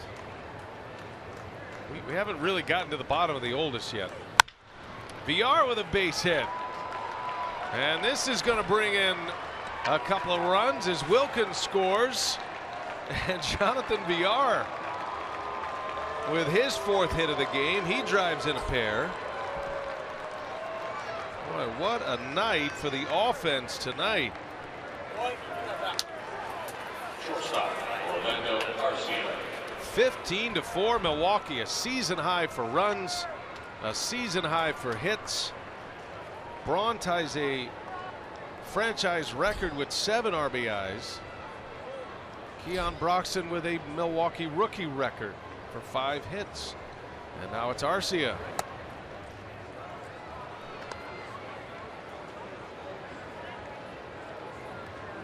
VR with a career high tonight, 4 hits. And a lot of 3-hit games. 17 times he had 3-hit games. First time he's had 4 in a game. There's a shot to third, and that is the inning. Wow, what an inning. The Brewers score 6, and we've unveiled many baseball questions. 15-4 Brew Crew.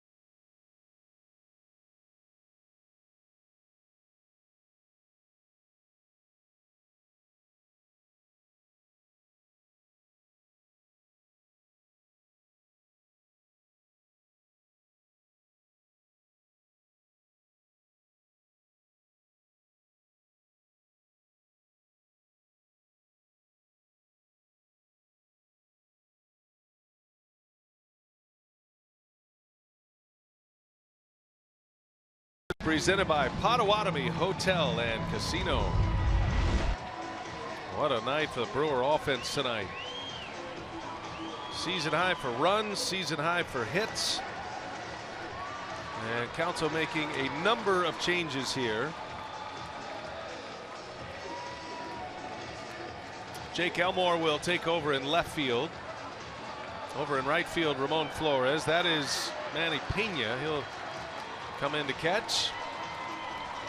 Hernan Perez goes from right to third base.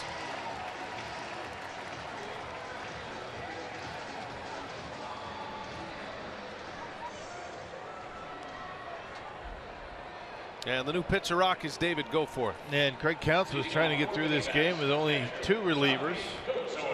Had a nice cushion to work with for David Goforth. 11-run lead as we work here in the bottom of the 9th inning. And 10th appearance this season for David. His second or third stint with the Brewers this year. Go switch, first ball swinging.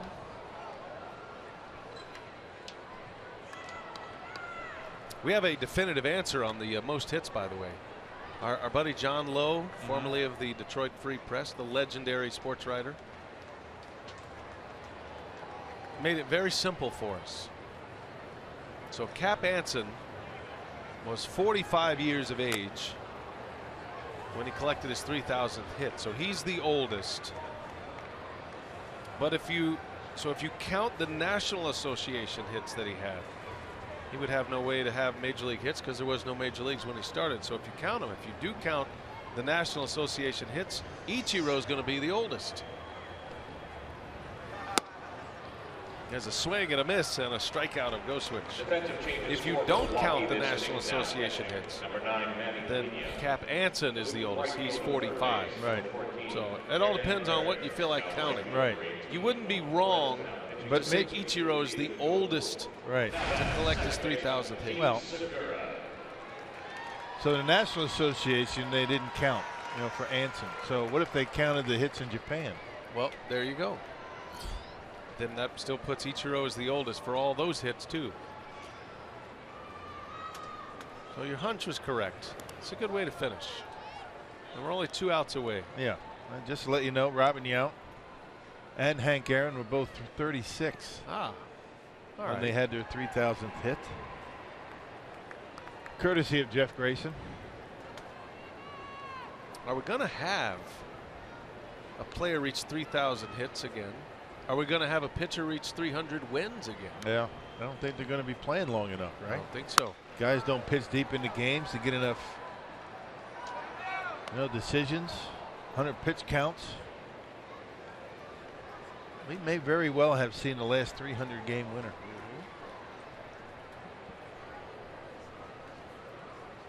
David Goforth trying to finish this one off. And a brisk 4 hours tonight. 15 for Brewers, and they have stranded 14 on base, the Crew.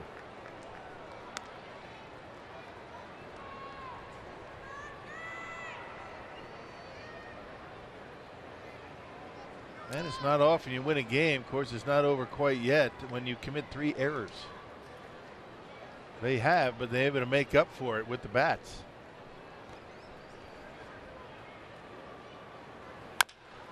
Slow roller. That's going to be an infield hit for Segura.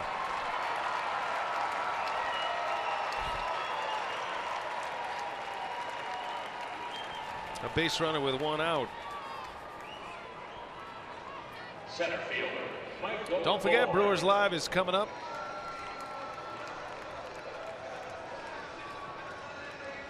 Jeff Grayson standing by patiently, drumming up all those 3,000 hit nuggets. And by the way, Ichiro doesn't have 3,000 hits yet. He's stuck on 29.99. Yeah, one to go.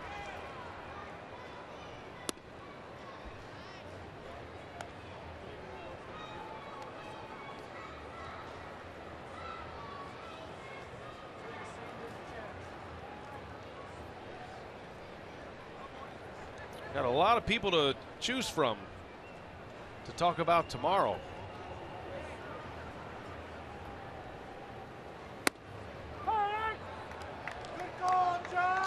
Right now, my vote is for Ryan Braun.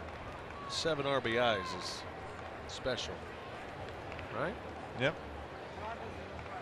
But Broxton with 5 hits. We don't get a chance to talk about Kean Broxton all that much. I don't think he'll be in the lineup tomorrow. How can you sit a guy with 5 hits? I hear you. Keon it is. We're going to do an in-depth report on Keon Broxton in the pregame tomorrow. How about that? Sophia talked to him today. She had an interview with Broxton. Maybe she should interview him again. That might be a good thing. And every other day. Players are very superstitious. You do an interview and you have a career night. You want another interview. Over to second for the out. Out number 2.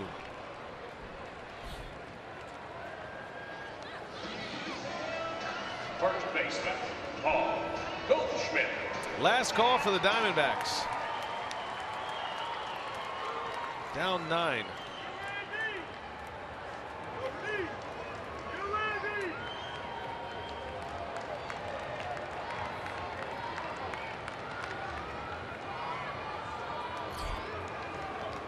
Now the Brewers will have a chance to win the series tomorrow. With a victory, make it an even 500 road trip as Goldschmidt sends one deep to left, off the fence, and coming around trying to score, and he will score, is Segura, or rather Bourne. And it's 15-5 as Goldschmidt with an RBI double. Never gives up an at-bat. You're never going to see that guy giving up an at-bat, no matter what the score is. Up by 11, down by 11, he's still going to give you the same kind of effort. Hit that one hard.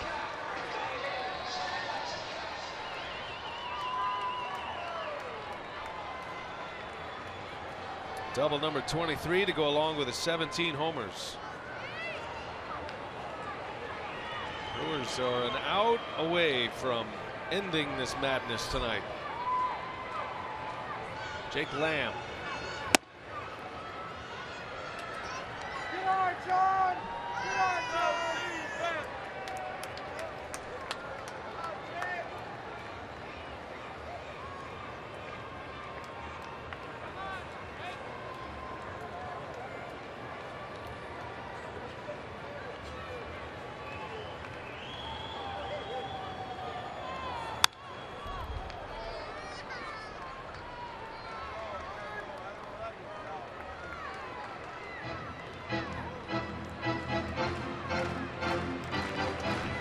Matt Garza in line to win this one tonight. It'd be his first road win.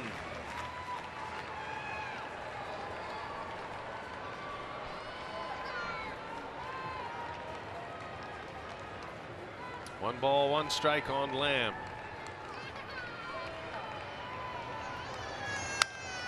One and 2 now.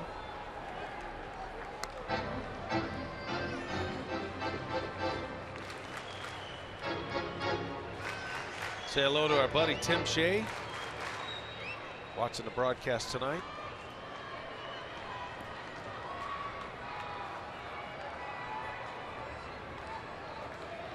Must be a slow night back in Milwaukee, huh? I think all nights are slow nights for Tim. Single guy? Come on. He's a good man. Look forward to seeing him in Milwaukee. Yeah, Monday. He'll be there. 2 cell phones, a walkie-talkie, chasing down the sausages, the racing sausages.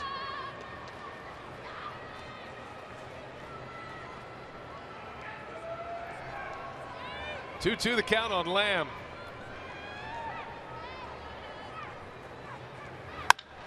And a base hit. Goldschmidt around third. He'll score. 15-6.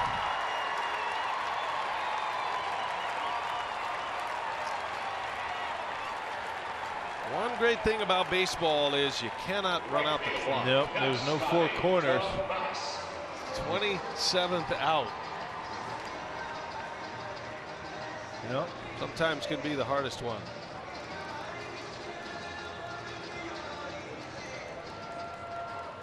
Well, that scoreboard from the 7th inning on has been lit up. Yes, it has. This was a 2-0 game going to the 6th. She's still here. She's still got her glasses on. First pitch, fly ball to right. And this one is over.